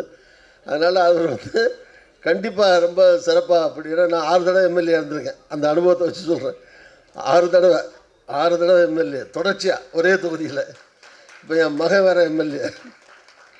அதே நான் 6 தடவை ஜெயிச்சதுல என் பையன் ராமச்சந்திரன், எம்ஜிஆர் பேர் தான் வச்சேன், ராமச்சந்திரன், அவனும் எம்எல்ஏ இருக்காப்புல. அதனால் ஒன்றும் பிரச்சனை இல்லை. அதனால் எல்லாத்துக்கும் ஒரு வாய்ப்புள்ள பாத்திரம் தான் அந்த எம்எல்ஏ பாத்திரம். நீங்கள் வில்லனை காட்டலாம், காமெடியனை காட்டலாம், நல்லவனை காட்டலாம், கெட்டவனை காட்டலாம், எப்படி ஆளாலும் காட்டலாம். அதில் அந்த மாதிரி எல்லாத்துலேயும் ஆள் இருக்கான் அதில் எம்எல்ஏக்குள்ளே. அதனால் அவர் சிறப்பாக கண்டிப்பாக செந்தில் பண்ணியிருப்பார்னு நினைக்கிறேன். வாழ்த்துக்கள் அவருக்கும். இன்னும் ஒரு சின்ன செய்தி. இந்த இளைஞர்கள் நிச்சயமாக இளைஞர் சமுதாயத்துக்கு ஒரு நல்ல கருத்துக்களை சொல்லிகிட்டே இருக்கணும். இதுதான் என்னோட முக்கியமான விருப்பம். Jai Hind. Thank you sir, thank you sir. ஒரு 2 நிமிஷம். நான் இந்த வாங்கண்ணா வணக்கங்கண்ணா வந்து எல்லோரும் நீங்கள் காமெடி படமாக தான் பார்க்குறீங்க. இதில் வந்து ஒரு மிகப்பெரிய கருத்து ஒன்று இருக்குது. சார் எல்லாம் சொன்னாங்க அரசியல்வாதின்னு. நான் உணர்ந்து ரொம்ப கடுப்பான ஒரு விஷயம் ரோடு எங்கேயுமே சரியில்லை. நான் உண்மையிலே வந்து ஒரு போக்குவரத்து துறை அமைச்சரை பார்க்கணுன்னு ரொம்ப நாளாக ஆசைப்பட்றேன். எந்த ரோடுமே சரியில்லை, குண்டும் குழியுமா. நாங்கள்லாம் வண்டி வச்சுருக்கிறது வந்து ஏதோ நாங்கள் 50 100க்கு பெட்ரோல் போட்டு ஓட்டுறோம். அந்த குண்டு குழியில் ஓடும்போது 1008 நட்டு விழுந்து அது ரிப்பேர் ஆகி மெக்கானிக் செட்டும் சரியில்லை. அது கூட எனக்கு தெரில பாருங்கள். என் கஷ்டம் மட்டும் தான் எனக்கு தெரியும். ஓகே சார், நான் அதை டீட்டெயிலாக சொல்லணும்னு எனக்கு இல்லைல்ல. நான் படிச்சுட்டு தான் வந்து சொல்லணும். ஏன்னா எனக்கு வந்து என் பிரச்சனை தான் எனக்கு கண்ணுக்கு தெரியும். அதனால் ஒரு எம்எல்ஏவாக இருக்கிறவர் கடைசியில் அந்த ரோட்டில் அவரை நடக்க வச்சு இந்த ரோடு எவ்வளோ கஷ்டமாக குண்டு குழியுமாக இருக்குது பாருங்கன்னு உணர்த்துகிற படம் தான் இது. கிளைமேக்ஸில் அந்த செந்தில் சாரை ரோட்டில் வாங்க நடந்துகிட்டே பேசலாம் அப்படின்னு கூட்டு போகிற படம் தான் இது. அப்போ வந்து அந்த ரோட்டில் இருக்கிற சேரும் சகதியும் அந்த கல்லும் மண்ணும் அவர் மேலே பட்டு ஒரு சேராக நிற்பார். அப்போ தான் அவர் உணர்றாரு எம்எல்ஏ திருந்துறாருன்ற மாதிரி தான் படத்தோட லைனு. அதை வந்து எப்படி சொல்லணும்னு ஆரம்பத்துலேருந்து காமெடியாக ஒரு என்டர்டெயின்மெண்ட்டாக தான் போயிருக்கோம். அதுதான். நன்றி. எல்லோரும் இதை காமெடி படமாக மட்டும் பார்த்துடாதீங்க. இது ஒரு கடைசியில் ஒரு கருத்துள்ள படம். சார் சொன்னீங்க 2.5 மணி நேரம் படத்தில் ஒரு 2 நிமிஷம் கருத்து இருந்தால் போதும்னு. இது வந்து ஒரு 3-3.5 நிமிஷமே கருத்து இருக்குது. கடைசியில் வெளியில் போகிறப்போ உண்மையிலே நம்ம போகிற வழியெல்லாம் திரும்பி பார்க்கணும் மக்கள். அதுக்காக இந்த படத்தை எடுத்திருக்கோம். இது வந்து சும்மா காமெடி படம் மட்டும் இல்லை, இதுக்கப்புறம் கருத்துள்ள படம் நிறைய இருக்குது. எங்களை ப்ரொடியூசர்ஸ் யாரும் நம்ப மாட்டேன்றாங்க. ஏன்னா புது டீமு பெரிய கருத்துள்ள படம் எப்படி பண்ணுவீங்க அப்படின்னு. அதுக்கான சின்ன ஒரு ஊருக்காக தான் இந்த படம். அடுத்து பெரிய பெரிய கதைகள்லாம் இருக்குது. எனக்கு பின்னாடியும் எனக்கு முன்னாடியும் நிறைய டேரக்டர்ஸ் இருக்காங்க. அவங்களுக்கெல்லாம் வாய்ப்பு கிடைக்கணும், எனக்கும் வாய்ப்பு கிடைக்கணும். நன்றி. இந்த விழாவுக்கு வந்த எல்லாருமே நன்றி. அழைத்து வந்த விருந்தாளிகளுக்கும் நன்றி, அழைக்காமல் வந்த விருந்தாளிகள் நன்றி. Thank you sir. கடைசியாக ஒரே ஒரு சின்ன ஹெல்ப், எல்லாரும் மேனேஜர் சார் உங்கள்கிட்ட மெயினாக கேட்டுக்கிறேன். எங்கள் ஹீரோயினி மட்டும் 2 வார்த்தை பேசிக்கிட்டோம். அவங்களாம் புதுமுகம், அவங்கள நம்ம எல்லாம் சேர்ந்தா வளர்த்துக்கணும். சந்தியா வாங்க. அடுத்து இந்த விழா நாயகன் ஒருத்தர் இருக்கார். நான் நாயகன் இல்லை, அவர் ஒரு 2 வார்த்தை பேசுவார். அதோட எல்லாம் எந்திரிச்சு ஓடிடலாம். ஹாய், எல்லாருக்கும் வணக்கம். அண்ட் இது என்னோடய ஃபர்ஸ்ட் மூவி. நான் தேங்க் பண்ணிக்கிறேன். அண்ட் ராஜ் கண்ணாயிரம் சார் அவர்களுக்கு என்னை இந்த மூவியில் செலக்ட் பண்ணதுக்கு. ஸோ சின்ன வயசுலேருந்தே வந்து Senthil and Goundamani sir comedy அந்த காம்போவில் வந்துட்டு நாங்கள்லாம் நிறைய வைப் பண்ணிகிட்டு இருந்திருக்கோம். ஸோ அவர் கூட வந்து நான் சேர்ந்து நடிப்பேன் அப்படின்ற மாதிரி நான் என்றைக்குமே நினச்சி பார்த்ததில்லை. ஸோ அந்த ஒரு மொமெண்ட்டை க்ரியேட் பண்ணி கொடுத்த சுந்தர் சார் அண்ட் ராஜ் கண்ணாயிரம் சாருக்கு தேங்க் பண்ணிக்கிறேன். தேங்க்யூ. எல்லோரும் சப்போர்ட் பண்ணுங்கள். உங்கள் எல்லாரோட ப்ரெசன்ஸ்க்கு ரொம்ப நன்றி. தேங்க்யூ. இவர் தாங்க உண்மையான இன்னைக்கு விழா நாயகன் சார். சாங்ஸ் எல்லாம் இவர் பண்ணது தான்.